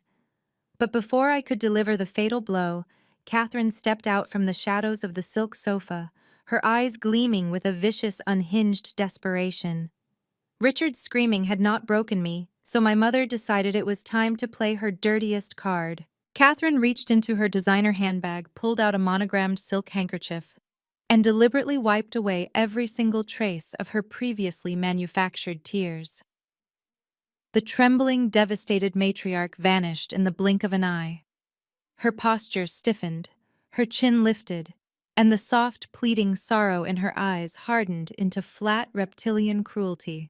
She walked around the glass coffee table, the sharp heels of her imported shoes clicking against the hardwood floor like the ticking of a metronome. She placed a hand on Richard's arm, silently commanding him to step back. He let out a heavy, furious breath, but complied, yielding the floor to his wife. "Richard is thinking entirely too much like a businessman," Catherine said, her voice completely devoid of the hysterical panic she had displayed just moments ago. It was smooth, coated in ice, and dripping with aristocratic venom, and Jamal is thinking entirely too much like a defense attorney. They are trying to bully you with logic and federal statutes. But I know you, Rachel. I know exactly how stubborn you are. So I am going to explain exactly how this is actually going to play out. She closed the distance between us, stopping just outside my personal space. The cloying scent of her expensive floral perfume was nauseating. "You are not going to a federal penitentiary," Catherine stated, a vicious, chilling smile touching the corners of her mouth. "Prison is for competent adults who commit rational, calculated crimes. That is not the narrative we are going to give the media, and it is certainly not the narrative we are going to hand to the federal prosecutors." I maintained my steady gaze, refusing to give her the satisfaction of a reaction, but my mind was racing to anticipate her angle. "We are going to tell the absolute tragic truth about our deeply disturbed middle daughter." Catherine continued, her voice dropping into a theatrical whisper of mock sorrow. "We are going to explain how your intense isolation in that dreary little apartment finally took its toll. We are going to testify under oath and through heartbreaking tears about your severe, prolonged psychological decline. We will tell the judge about your terrifying paranoid delusions, your obsessive-compulsive fixation on the Vanguard corporate ledgers, and your deep-seated schizophrenic jealousy toward your older sister." The sheer, breathtaking depravity of her words hung in the air. Vanessa leaned forward on the love seat, her eyes widening with a sick, fascinated gleam as she realized exactly what our mother was orchestrating. Even Jamal straightened his posture, his sharp legal mind instantly recognizing the devastating effectiveness of Catherine's strategy. An insanity defense. If the architect of the multi-million-dollar fraud was deemed legally and medically incompetent, any accusations I made against Richard or Jamal would be instantly dismissed as the wild, paranoid ravings of a lunatic. "You cannot just invent a medical history," I said, keeping my tone perfectly flat. "Federal investigators verify everything. They will subpoena my medical records. They will see I have never had a single psychological evaluation in my life." Catherine let out a short, elegant laugh that chilled me to the bone. Oh, Rachel, you are so terribly naive about how the world actually works for people with our level of influence. Do you know Dr. Montgomery? The chief of psychiatry at the premier private medical facility in the state. He is a very close, very personal friend of our family. In fact, your father quietly forgave a massive, highly embarrassing private loan for him just last year. She tilted her head, her eyes locking onto mine with absolute murderous intent. Dr. Montgomery will be more than happy to retroactively create a highly detailed, comprehensive medical file documenting your secret decade-long battle with severe psychotic delusions. He will personally testify that you have been off your medication for months and that orchestrating this massive financial disaster was simply the tragic climax of a severe psychological break. The blood in my veins ran entirely cold. She was not just threatening my career or my freedom. She was threatening to systematically erase my entire reality. She was leveraging her country club connections and her husband's dirty money to medically gaslight me on a federal scale. You will not go to a minimum security prison camp, Catherine whispered, leaning in so close I could feel the heat of her breath. You will be remanded to a locked high-security psychiatric ward, and because you will be deemed legally incompetent, I will personally petition the court for a full permanent medical conservatorship. I am your mother. The judge will grant it without hesitation. The absolute darkness of the woman standing in front of me was staggering. The woman who had given birth to me was actively planning to strip away my basic human rights. She was looking me dead in the eye and promising to lock me inside an asylum, pump my veins full of heavy antipsychotic medication, and silence me forever. All to protect her Persian rugs, her charity galas, and her stolen offshore bank accounts. I will control your finances. Catherine listed her smile widening into something truly monstrous. I will control your medical decisions. I will control whether or not you are ever allowed to have visitors. You will spend the rest of your natural life heavily sedated in a white room, and every single person in the world will look at us with profound sympathy for having to endure the tragedy of such a broken, crazy daughter. Jamal nodded slowly in the background, the panic completely gone from his face. It is a bulletproof strategy, Rachel. Jamal added, his voice returning to its smug, arrogant baseline. The federal prosecutor gets to close the Vanguard case without a messy public trial. The company's stock rebounds because the fraud is pinned on a single mentally ill employee. And your wild accusations against the executive board are completely buried under a mountain of authenticated psychiatric diagnoses.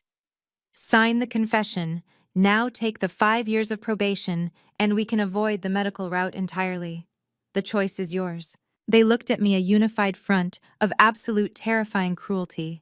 They had played their darkest, dirtiest card, fully expecting my knees to buckle. They expected me to beg for the prison plea deal just to escape the horrifying threat of a permanent medical conservatorship. I looked at my mother. I looked at the woman who was perfectly willing to cannibalize her own child's sanity to save her luxury lifestyle. The profound betrayal did not break me. It did not make me cry. It transcended anger, pushing me into a realm of pure crystalline clarity. The last remaining microscopic shred of familial loyalty I held in my heart evaporated, leaving behind nothing but absolute diamond. I am not going to a psychiatric ward. Mother, I said, my voice echoing with a terrifying, absolute calm that made her vicious smile falter. And I am not going to federal prison, because while you and Richard were busy figuring out how to buy off a corrupt psychiatrist, you completely failed to secure your actual digital perimeter. You failed to realize exactly who you were inviting into your network. The vicious, triumphant smile on Catherine's face froze, then slowly fractured into a look of profound, deeply unsettled confusion. She glanced nervously at Richard, but the towering patriarch of the family was equally paralyzed. For the first time since I walked into the grand living room, the absolute certainty of their criminal syndicate began to crack. They had planned for my tears. They had prepared for my panicked submission. They had even anticipated a futile legal argument. But they had completely failed to anticipate that I had been actively hunting them for over a year. Jamal stepped forward, his dark eyes narrowing into two sharp, calculating slits. He dropped his hands to his sides, his aggressive legal posture shifting into something much more defensive. "What network are you talking about?" Jamal demanded, his smooth baritone voice tightening with the very first edge of genuine anxiety. "We control the entire Vanguard infrastructure. Our internal security teams monitor every single byte of data that moves through the corporate servers. No one was invited into the network without my explicit authorization." I looked at the brilliant, arrogant corporate defense attorney and let out a short, cold laugh. "Let us talk about the guy who lives down the hall from my apartment," I said, keeping my voice perfectly level. "Let us talk about my quiet, unassuming neighbor David." Jamal frowned, completely failing to understand the relevance. He exchanged a quick, irritated glance with Richard. "David is a mid-level cybersecurity contractor," Jamal stated dismissively. "I personally vetted his firm before Vanguard hired him to run routine server maintenance. He is a nobody. He sits in a cubicle and runs automated firewall patches." "He is exactly what you think he is, Jamal," I corrected smoothly. "Because that is the precise corporate profile we meticulously engineered for him 14 months ago. You hired David as a mid-level contractor for Vanguard Logistics. But I hired David first." The color began to drain rapidly from Jamal's face. The razor-sharp gears in his head were spinning furiously, trying to calculate the exact scope of his exposure. 14 months ago, I noticed the first anomalies in the third-quarter freight ledgers. I explained, walking slowly around the glass coffee table, commanding the physical space they had previously used to trap me. I saw the ghost shipments. I saw the massive capital expenditures bleeding out to phantom vendors in the Cayman Islands. But I also knew that Richard controlled the internal IT department. If I raised a red flag, if I initiated an official internal audit, my father would simply wipe the servers and fire me before the ink on my report was even dry. I stopped in front of Richard, staring directly into his horrified eyes. I needed someone on the inside who had high-level administrative access, but was completely invisible to your executive board. I needed a ghost. So I found David. He is not a routine maintenance tech. He is an elite independent cybersecurity contractor who specializes in aggressive corporate espionage and forensic digital recovery. Catherine let out a sharp, trembling breath, her hands fluttering nervously up to her pearl necklace. Vanessa remained completely silent on the love seat, her eyes darting frantically around the room, desperately waiting for her husband to fix the situation. "You cannot bypass my spoofing protocols," Jamal argued, though his voice was completely stripped of its previous commanding authority. His breathing had become shallow and fast. "I built a proprietary tunneling script. Even an elite contractor cannot simply hack through an encrypted, decentralized proxy chain without triggering the corporate alarms. If David tried to monitor the server traffic, my software would have immediately flagged his intrusion." "He did not need to monitor the server traffic, Jamal," I replied, shaking my head with mocking pity. "He did not touch your precious encrypted proxy chains. We knew you would build an impenetrable digital wall around the offshore accounts. We knew you would manipulate the IP logs to frame me. You are a brilliant defense attorney, and you think entirely in terms of network security and software firewalls." I took a step closer to Jamal, lowering my voice into a cold, devastating whisper. "So David completely ignored your software. He went straight for the hardware." Jamal physically recoiled as if I had struck him. His dark eyes widened in absolute blinding terror. "David did not hack Vanguard Logistics," I stated, delivering the killing blow with surgical precision. "He hacked the unsecured personal wireless network right here at this multi-million-dollar Lake Forest estate. 6 months ago, while you and Richard were hosting your lavish summer charity gala on the back lawn, David was sitting in a catering van in your driveway. He gained direct access to Richard's personal MacBook Pro. He installed a deep-root keystroke logger directly onto the motherboard." Richard let out a strangled, suffocating gasp, his hands flying out to grip the marble mantelpiece to keep himself from collapsing to the floor. The patriarch of the family, the untouchable god of the supply chain empire, finally realized he had personally handed me the weapon of his own destruction. For the last 6 months, I continued, my voice ringing with total unyielding authority. Every single time Richard opened his personal laptop to manage your illegal syndicate, David captured the raw data. We do not just have your offshore account numbers. We have the master administrative passwords. We have the encrypted chat backups where you and Jamal explicitly discussed how to clone my security token. We have thousands of hours of high-definition screen recordings showing Richard's own hands typing the exact commands used to authorize the fraudulent wire transfers. The room was spinning into absolute chaos, but nobody dared to make a sound. They were completely paralyzed, crushed under the staggering, monumental weight of their own arrogance. That is why David lives down the hall from me, I explained, looking at my mother's terrified, pale face. We could not risk transferring the stolen data across an active internet connection where Jamal might intercept it. We needed an air-gapped transfer system, so David moved into my building. Every Friday evening for 14 months, he simply walked down the hallway, knocked on my door, and handed me a physical encrypted hard drive containing the undeniable proof of your massive federal crimes. I turned my attention back to Catherine. My mother was shaking violently, her threat of a fabricated psychological evaluation completely vaporized by the sheer magnitude of the physical evidence I possessed. "You cannot put me in a psychiatric ward, Mother," I said, stripping away her vicious blackmail with brutal efficiency. "You cannot bribe Dr. Montgomery to forge medical records declaring me insane." Because a woman suffering from a severe psychological break does not quietly orchestrate a 14-month highly sophisticated corporate espionage operation against her own family. A delusional spinster does not meticulously gather airtight physical evidence of international money laundering. I looked at the four of them, my family completely stripped of their wealth, their power, and their toxic manipulation. They were exposed, raw, and absolutely terrified. And the best part, I added, feeling a profound, intoxicating wave of pure freedom wash over me, is that David knocked on my door at exactly 4 o'clock this morning.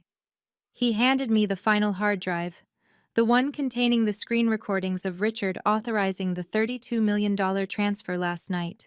Jamal slowly brought a shaking hand up to cover his mouth. He realized with absolute horrifying certainty that his brilliant legal career was effectively dead.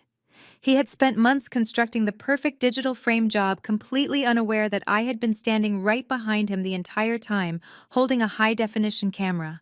Jamal lowered his shaking hand from his mouth, his dark eyes wide and unfocused.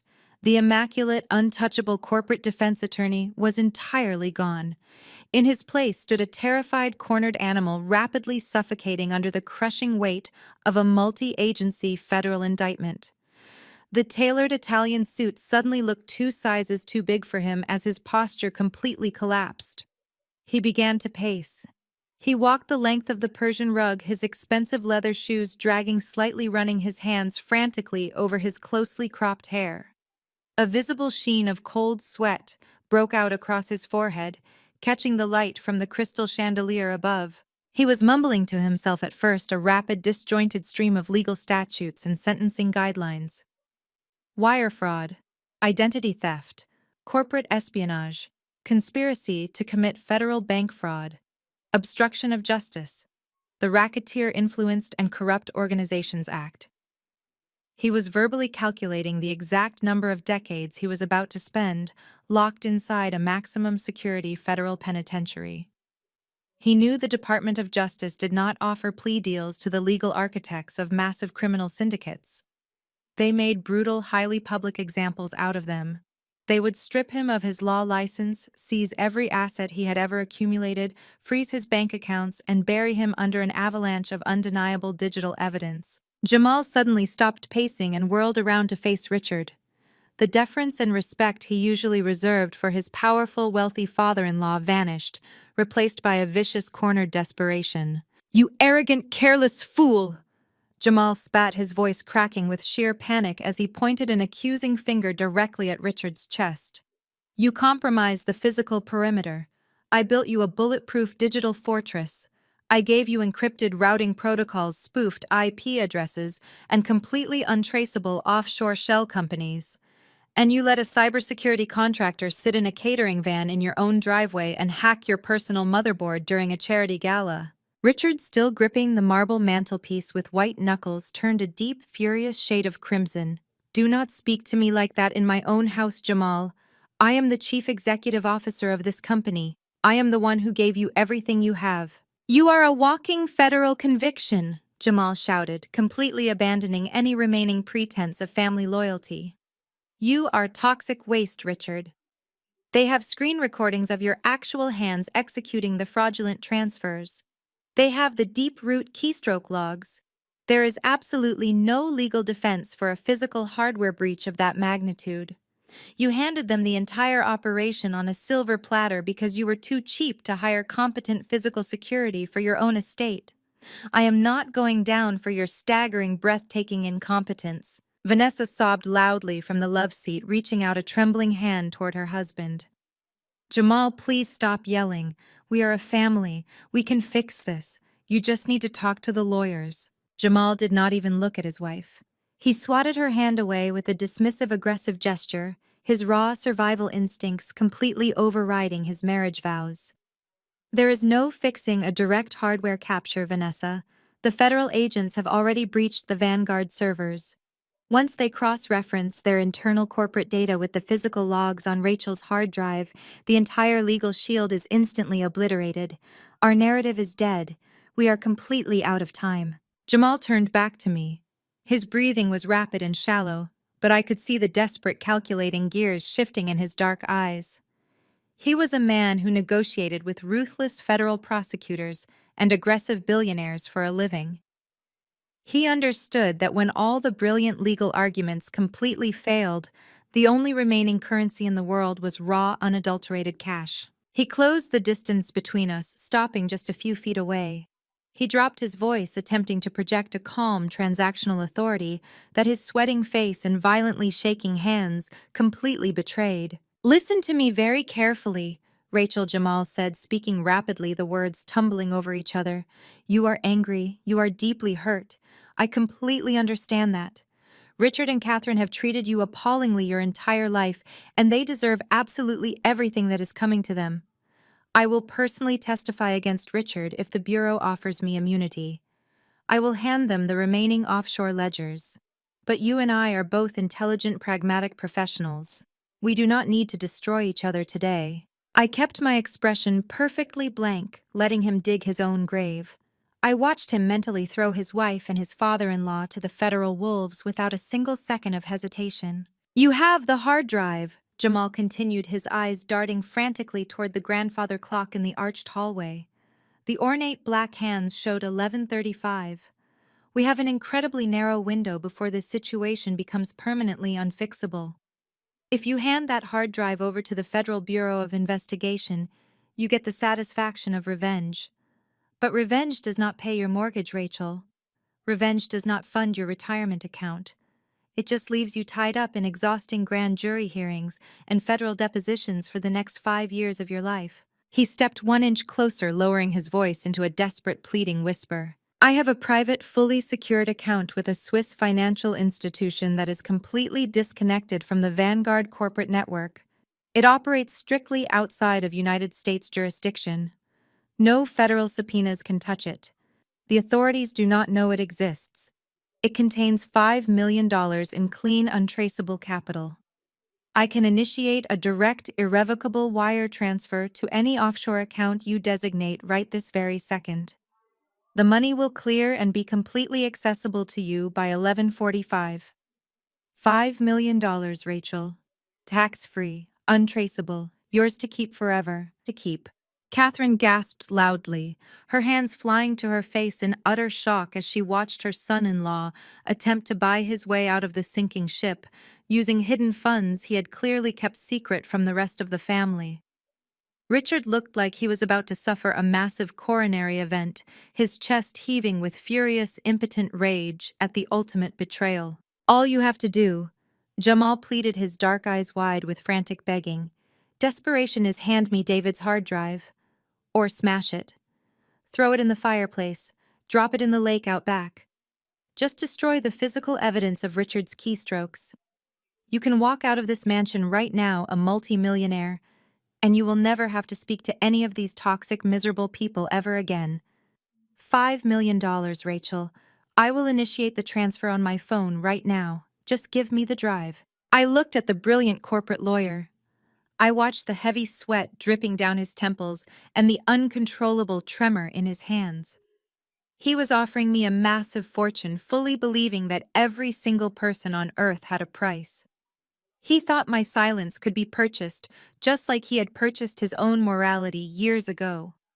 He was offering me an escape hatch, completely unaware that I had already bolted all the doors from the outside. The heavy silence that followed Jamal's desperate $5 million bribe was broken by a sudden, jagged sob from the love seat. Vanessa, the pristine golden child who had spent her entire 36 years gliding through life on a carpet of stolen money, finally shattered completely.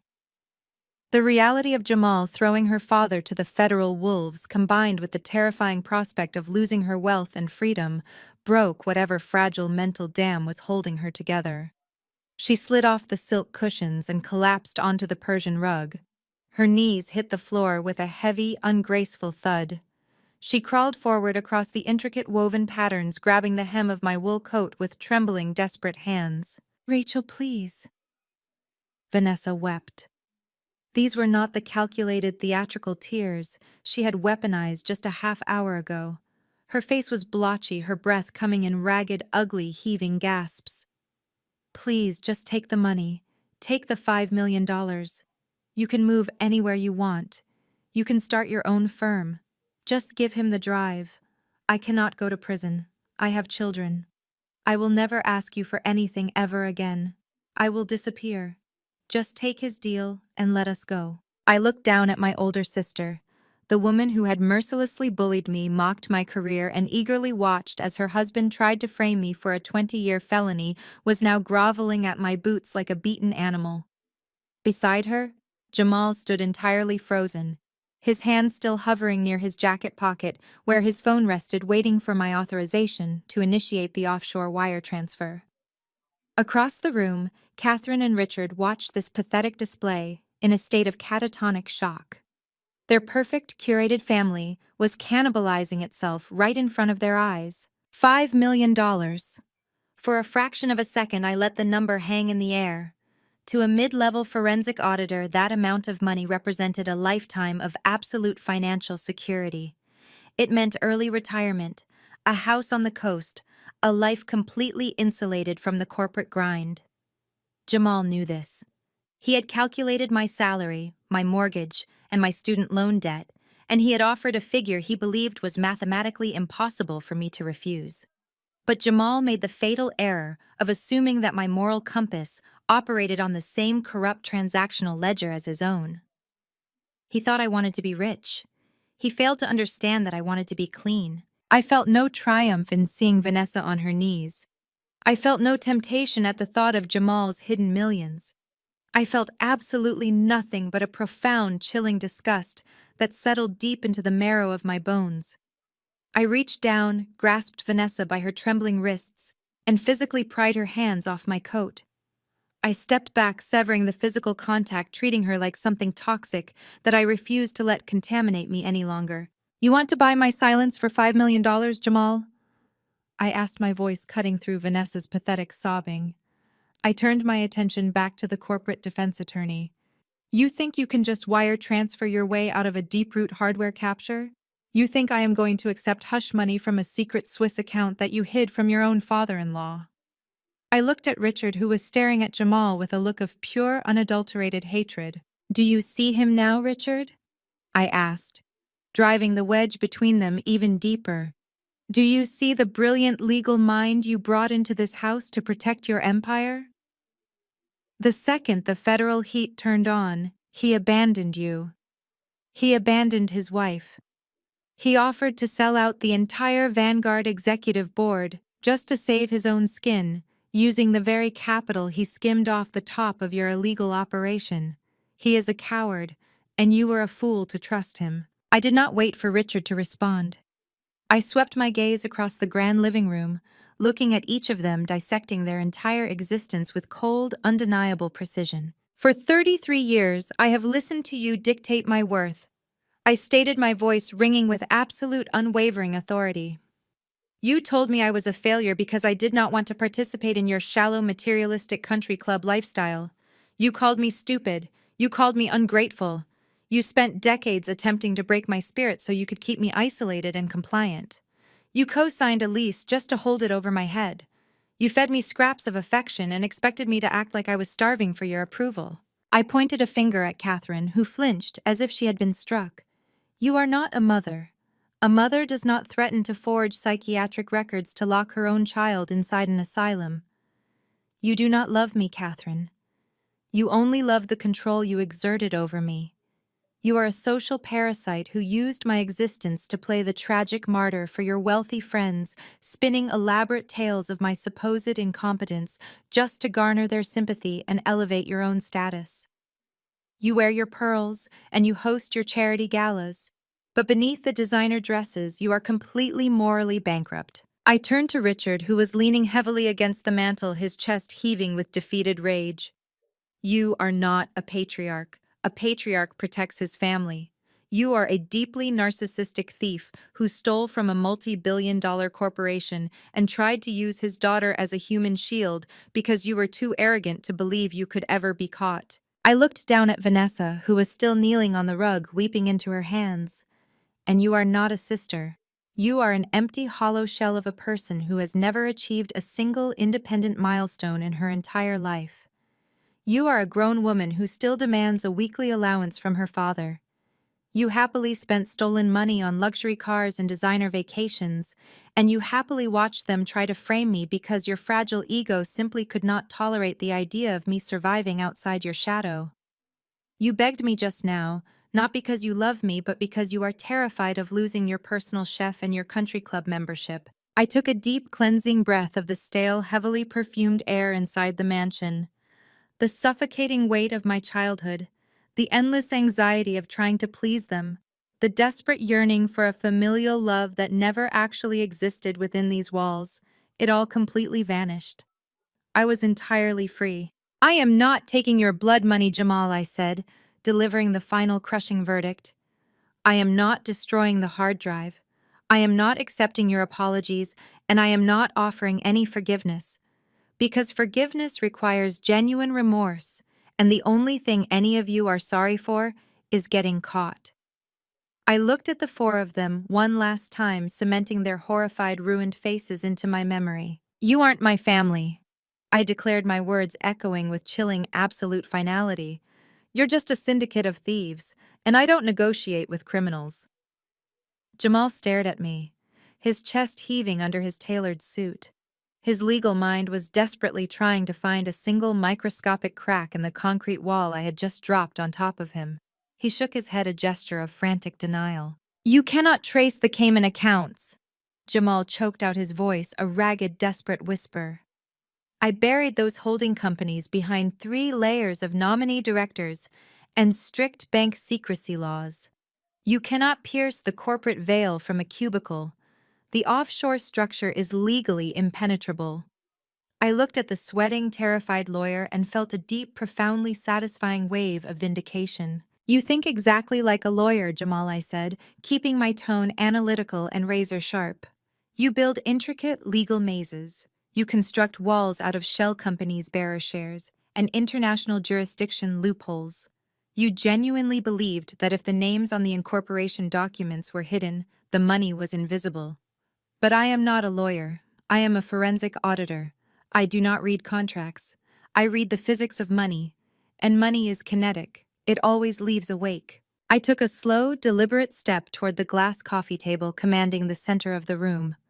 Richard and Catherine remained entirely motionless, trapped by the terrifying realization that the daughter they had treated like a fool was currently dissecting their entire empire. It started 14 months ago with the international freight ledgers, I explained, looking directly at my father.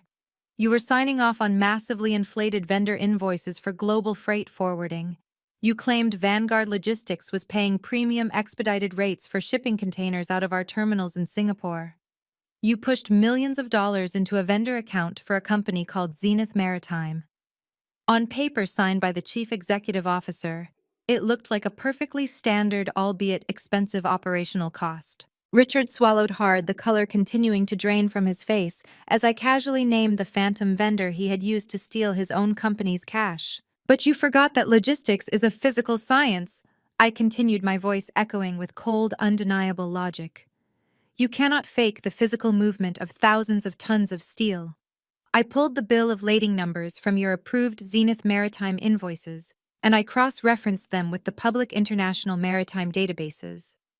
The massive cargo ships you supposedly chartered for those premium expedited runs across the Pacific Ocean were not at sea. According to the international port registries, those specific ships were sitting in dry dock in the Philippines, undergoing routine hull maintenance. You were authorizing payouts of $3 million a month to move phantom shipping containers on boats that could not even float. Richard physically staggered back against the marble fireplace, his mouth falling open in sheer disbelief. The brilliant titan of industry, the man who constantly mocked my career, had been caught because he did not understand the basic operational physics of his own supply chain. He had been so entirely consumed by his own greed and arrogance that he left massive, glaring operational breadcrumbs trailing right behind him. Once I found the phantom ships, finding the money was incredibly simple, I said, turning my attention back to Jamal. The payments to Zenith Maritime were routed through a correspondent bank in New York and then immediately wired to a holding company in Grand Cayman. You created 3 separate layers of limited liability companies to wash the funds: Pinnacle Holdings, Obsidian Logistics, and Zenith Maritime. Legally, it was a masterpiece of obfuscation. You used nominee directors to completely shield your identities from the federal regulators. Jamal gripped the edge of the sofa, his knuckles turning white as he braced himself for the killing blow. But financially, Jamal, your setup was an absolute disaster, I stated, stripping away the last remaining shreds of his professional pride. You routed all 3 shell companies through the exact same registered financial agent, a boutique, highly secretive law firm located in Georgetown. You thought using a high-end Caribbean firm made you untouchable. But you made a fatal, staggering rookie mistake. You used that exact same registered agent in the Cayman Islands to establish the domestic holding trust that officially owns this multi-million-dollar Lake Forest estate. Catherine let out a sharp, choked gasp, realizing that her pristine, luxurious mansion was now directly, irrefutably tied to the money laundering syndicate. I did not have to pierce your corporate veil, Jamal, I explained, watching the absolute horror wash over his face. You tied the offshore theft directly to your own front door. But the absolute best part, the piece of evidence that truly proves how blindingly arrogant you are, was the digital metadata. Jamal's eyes widened to the size of saucers. The word metadata hit him like a physical punch to the gut. You generated the fake Zenith Maritime vendor invoices yourself, I said, leaning slightly forward to deliver the final technical strike. You saved them as PDF files, and you uploaded them to the Vanguard accounting portal for Richard to approve. You were so incredibly confident in your Caribbean legal shielding that you completely forgot to scrub the digital properties of the files you created. The author tag buried deep in the code of those fraudulent invoices did not trace back to a shipping manager in Southeast Asia. It traced back to the registered software license belonging to your own corporate defense firm. You generated the fake invoices from your own office desktop. Jamal covered his face with his hands, letting out a low, agonizing groan of pure defeat. The slick, untouchable lawyer had left his own digital fingerprints all over the crime scene simply because he was too arrogant to check the file properties. I did not even need David to hack your father-in-law's motherboard to know exactly what you were doing, I declared, my voice ringing with total, sweeping victory. I had the entire financial map drawn out, verified, and cross-referenced 6 months ago. I knew every routing number. I knew every fake vendor. I knew the exact flow of every single stolen dollar. David's hardware capture merely provided the definitive proof of who was pressing the buttons. You did not just leave a paper trail. You left a multi-lane highway paved with your own staggering incompetence. I looked at the broken syndicate of thieves standing in the grand living room. They were completely silent, utterly decimated by the sheer scale of their own failure. You hired me because you thought I was a desperate, obedient little girl who would blindly stamp your compliance reports just to earn a pat on the head, I said, offering them a cold, merciless smile. You mocked my quiet life. You told everyone I was a disappointment. But my quiet life meant I had the uninterrupted time, the forensic training, and the absolute razor-sharp focus required to tear your entire criminal enterprise down to the studs. You thought you were playing chess with a child. You did not realize I had already flipped the entire board. The ornate black hands of the antique grandfather clock out in the grand hallway shifted with a heavy, echoing mechanical thud. It was exactly 11:55 in the morning, 5 minutes until noon. The crushing weight of my verbal dismantling hung heavily in the room, suffocating the last remaining breaths of their arrogant defiance. Jamal was completely broken, staring blankly at the intricate patterns of the Persian rug, as if trying to calculate exactly how many years he would spend behind bars. Vanessa was curled tightly on the love seat, rendered entirely mute by the sheer, incomprehensible scale of the disaster. Catherine looked physically ill, her perfectly manicured hands trembling violently where they rested against the fabric of her silk dress. But Richard was not broken. A man who has spent his entire adult life acting as an untouchable corporate tyrant does not simply surrender when outsmarted. When his intellect and his expensive legal shields failed him, his primal violent instincts immediately took over. A dark, terrifying shift washed over my father's face. The shock and humiliation mutated instantly into pure, unadulterated physical rage.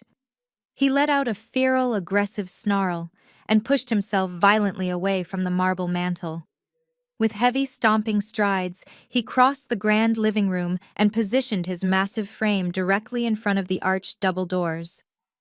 He planted his feet wide, crossing his thick arms over his chest, effectively barricading the only exit out of the room. "You are not walking out of this house!" Richard bellowed, his voice dropping into a dangerous, gravelly threat that vibrated through the floorboards. "I do not care what digital evidence you think you have. I do not care about your little cybersecurity neighbor or your offshore banking analysis. You are my daughter, and you will not leave this room until you fix what you have broken." He took a menacing step forward, his fists clenching so tightly his knuckles turned white. "I will physically lock you in the basement if I have to, Rachel. I will take your phone, I will strip you of your credentials, and I will keep you trapped here until Jamal figures out a legal strategy to bury this entire mess. You are not going to destroy my company and just casually walk out the front door." In the past, the sheer physical threat of my father's towering rage would have completely paralyzed me. I would have backed away, my heart pounding with instinctual, ingrained childhood fear, desperate to appease him before his anger escalated into actual violence. But I did not step back. I did not raise my hands in defense. I did not even break eye contact. Instead, I slowly turned away from him. I walked directly over to the lone, heavy leather armchair that Jamal had aggressively ordered me to sit in just an hour ago. Back then, it was meant to be an interrogation seat, a place of psychological submission. Now I claimed it as a throne of absolute authority. I sat down slowly, leaning my back against the tufted leather. I crossed one leg over the other, resting my hands casually on the armrests, and looked at my father with an expression of profound, unbothered boredom. "Are you seriously threatening to hold a senior forensic auditor hostage in your suburban mansion, Richard?" I asked, my voice laced with heavy mocking disbelief. "Do you genuinely believe that physically trapping me in this room is going to magically reverse a massive federal raid? The government is currently seizing your servers, and your grand strategic response is to block a wooden door with your body. You are not thinking like a chief executive officer anymore. You are acting like a desperate, cornered thug." Richard's face flushed a deeper, more violent shade of crimson. He took another step toward me, his heavy breathing audible in the tense silence of the room. "I will do whatever it takes to protect my legacy." He spat, his eyes wild with desperate fury. "Hand over your phone, Rachel. Give me the password to David's encrypted hard drive right now, or I swear I will force it out of you." I let out a soft, echoing laugh that made Catherine flinch on the sofa. "You still do not understand the timeline," I stated, shaking my head with deep, profound pity. "You are standing there threatening physical violence to stop me from delivering the evidence to the authorities. You think I'm trying to escape this house to go alert the government."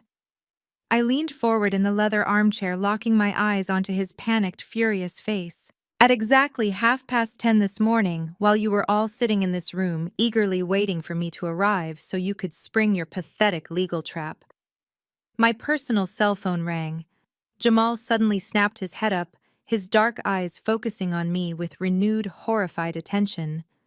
The corporate defense attorney instantly recognized the shift in my narrative. He knew I was about to drop the final, most devastating piece of the puzzle. I received a call from an unknown, out-of-state number.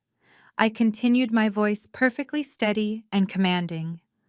The man on the other end of the line was speaking incredibly fast. He sounded completely terrified.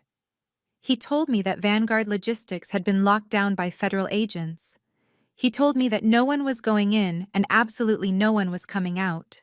Vanessa let out a small, confused whimper from the love seat, her tear-streaked face twisting as she tried to follow my words. "So someone warned you," she sobbed, her voice hoarse and broken. "An employee called to tip you off." I did not look at my sister.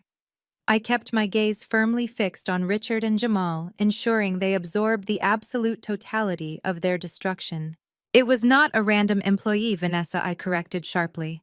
"And it was not a friendly tip-off from a panicked coworker trying to do me a favor.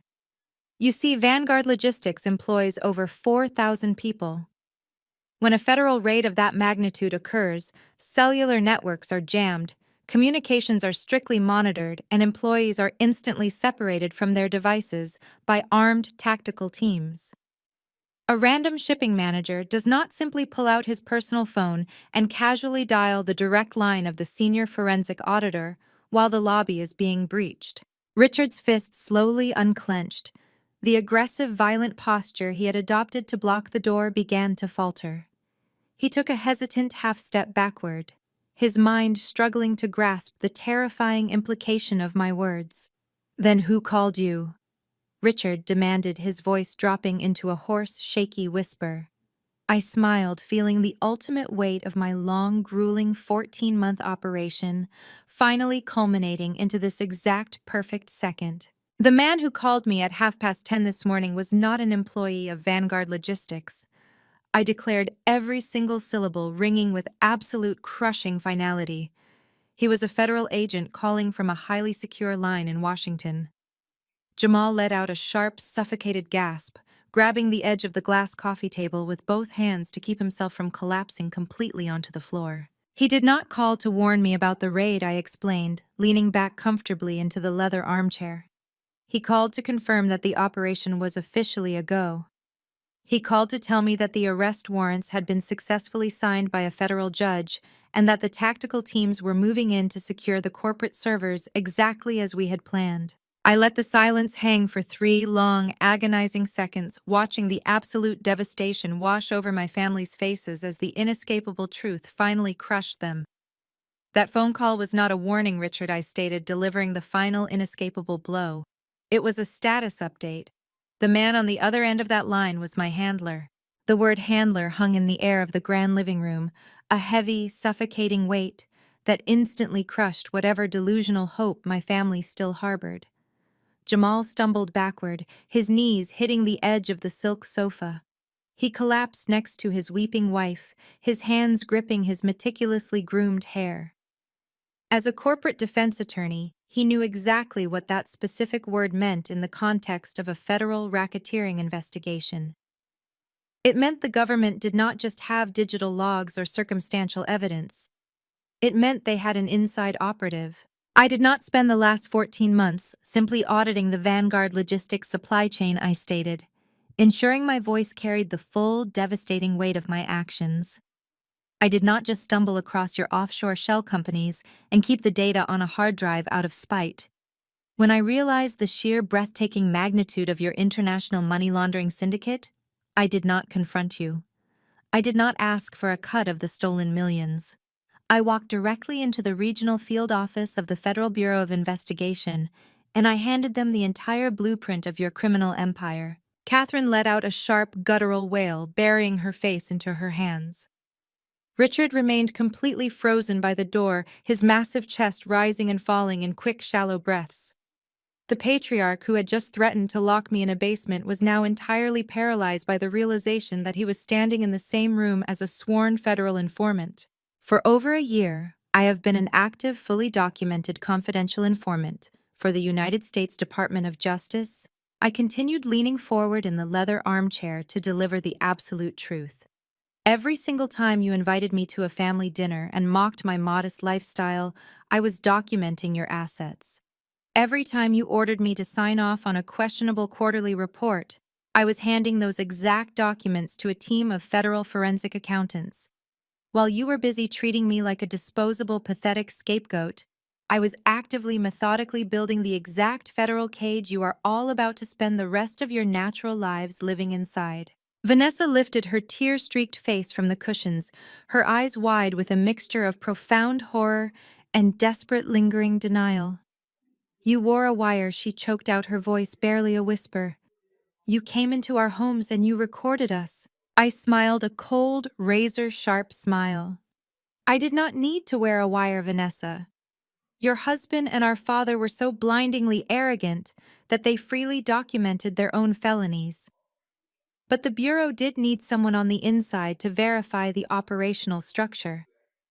They needed someone who could map the exact hierarchy of the syndicate to ensure that when the indictments came down, they would hit the executive board and not just the low-level shipping managers. I was their compass. I guided the federal prosecutors straight through your maze of corporate deceit. I turned my gaze back to Jamal, who was staring at the glass coffee table as if it were a bomb about to detonate. The fraudulent confession and the fabricated IP logs were still sitting exactly where he had placed them. That is why I came here today, Jamal, I said, pointing a steady finger at the documents. I did not drive to this estate to beg for my life. I did not come here to be intimidated by your slick legal threats. My handler explicitly instructed me to let you present your fabricated evidence. The federal prosecutors already had enough to lock you away for the money laundering. But your pathetic attempt to frame an innocent auditor complete with forged digital signatures and spoofed network routing just handed them a beautiful airtight charge for obstruction of justice and conspiracy to commit perjury. You did not trap me today. You simply handed the government the final nail for your own coffin. Richard finally found his voice, though it was stripped of all its former booming authority. It sounded hollow, broken, and entirely defeated. You destroyed your own family, he whispered, staring at me with hollow eyes. You burned your own blood to the ground. You burned yourselves, I corrected him, my tone utterly merciless. You chose greed over your own daughter. You chose your luxury cars, your country club memberships, and your massive egos over my freedom. I simply handed the matches to the authorities and let them watch the fire. The heavy brass pendulum of the grandfather clock in the hallway swung with a deep, echoing chime. I did not need to look at the pristine white face to know the exact time. The rhythmic, mechanical striking confirmed what I already knew. It was exactly 12 o'clock in the afternoon, high noon. Right on cue, the suffocating silence of the Lake Forest estate was violently shattered. It started as a distant, high-pitched wail, rapidly multiplying into a deafening chorus of overlapping sirens echoing across the wealthy suburban neighborhood. The pristine tranquility of the exclusive enclave was instantly obliterated. The sound grew exponentially louder, tearing through the ancient oak trees and bouncing off the stone facade of the mansion. Then came the screeching of heavy tires. Multiple large, heavy vehicles aggressively tore onto the perfectly manicured gravel of the long, winding driveway. The deafening crunch of stone and the roar of high-performance engines vibrated through the floorboards of the grand living room. Catherine screamed a raw, piercing sound of absolute terror as intense bursts of flashing red and blue strobe lights suddenly pierced through the massive 12-foot windows. The aggressive, rapid-fire strobes bounced violently off the imported Persian rugs, fractured through the crystal chandelier, and painted the terrified faces of my family in alternating shades of stark, unavoidable justice. Outside, the chaotic symphony of a massive federal raid erupted. Heavy car doors slammed shut with violent metallic thuds. Aggressive, commanding voices shouted clear tactical orders over the blaring sirens, completely overwhelming the peaceful quiet of the estate.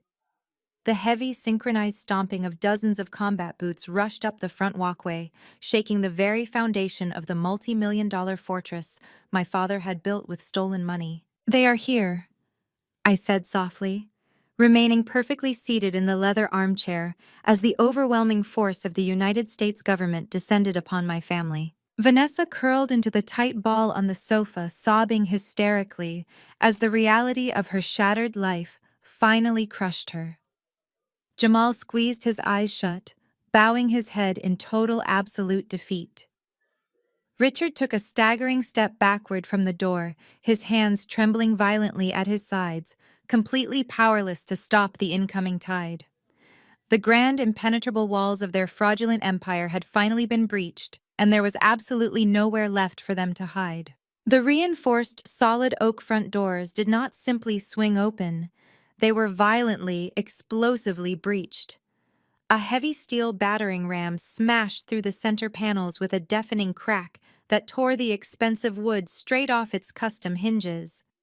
The doors slammed inward, colliding with the marble walls of the foyer with force that sent framed photographs and expensive artwork crashing to the floor. A flood of tactical gear poured into the pristine house. Dozens of federal agents wearing dark body armor and helmets swarmed the entryway, their heavy boots trampling mercilessly over the imported silk rugs. Assault rifles were raised, and laser sights swept across the grand living room. "Federal Bureau of Investigation. Get down on the ground right now. Show me your hands." The booming, amplified voice of the lead tactical agent shattered the remaining air in the room. Richard, completely blinded by decades of unchecked power and towering hubris, actually tried to argue. He stood up straight, his face purple with rage, and raised a hand as if he were about to fire an insubordinate warehouse manager.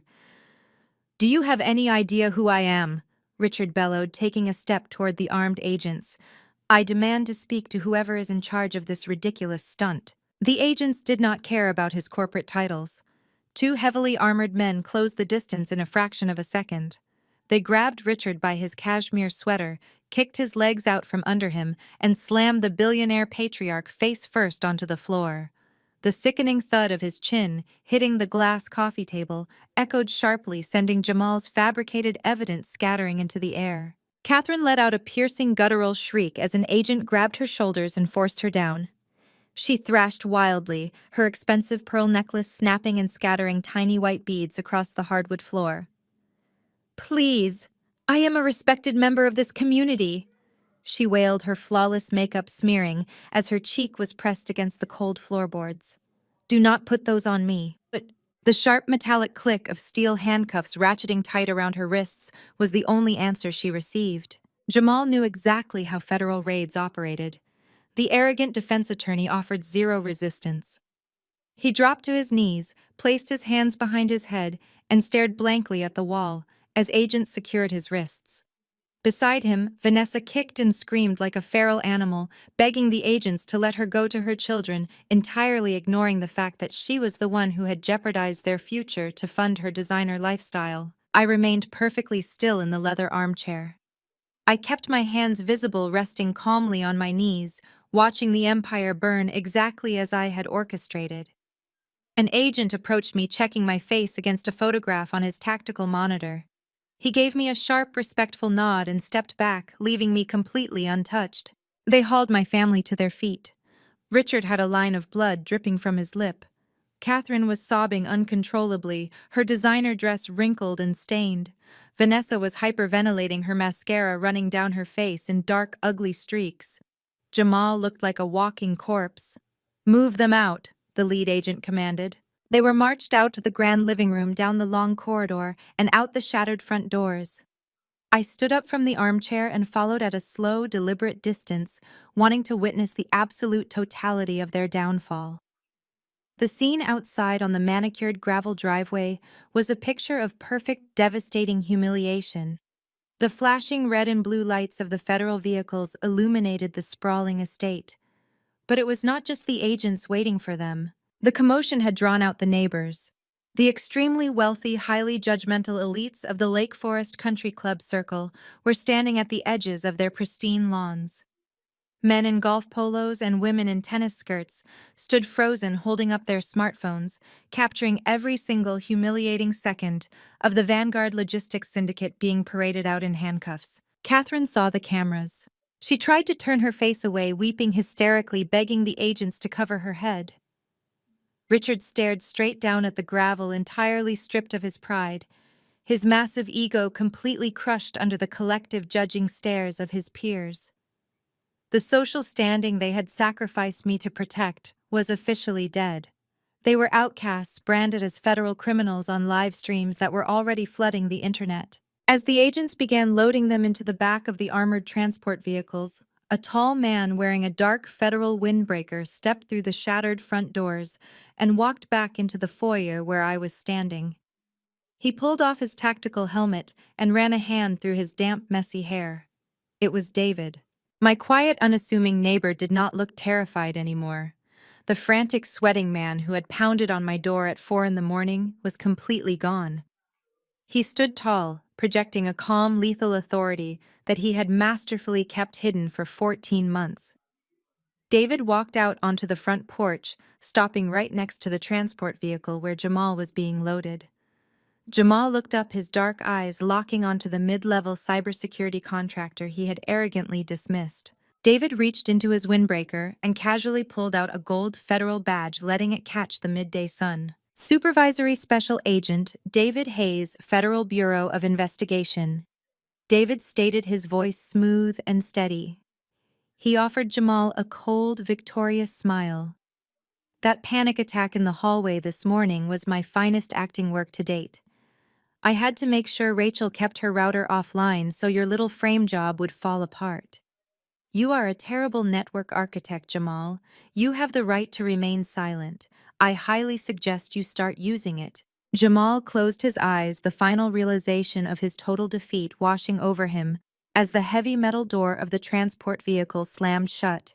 I stepped out onto the porch, walking past the shattered remnants of the solid oak doors. Catherine was secured in the vehicle next to Jamal.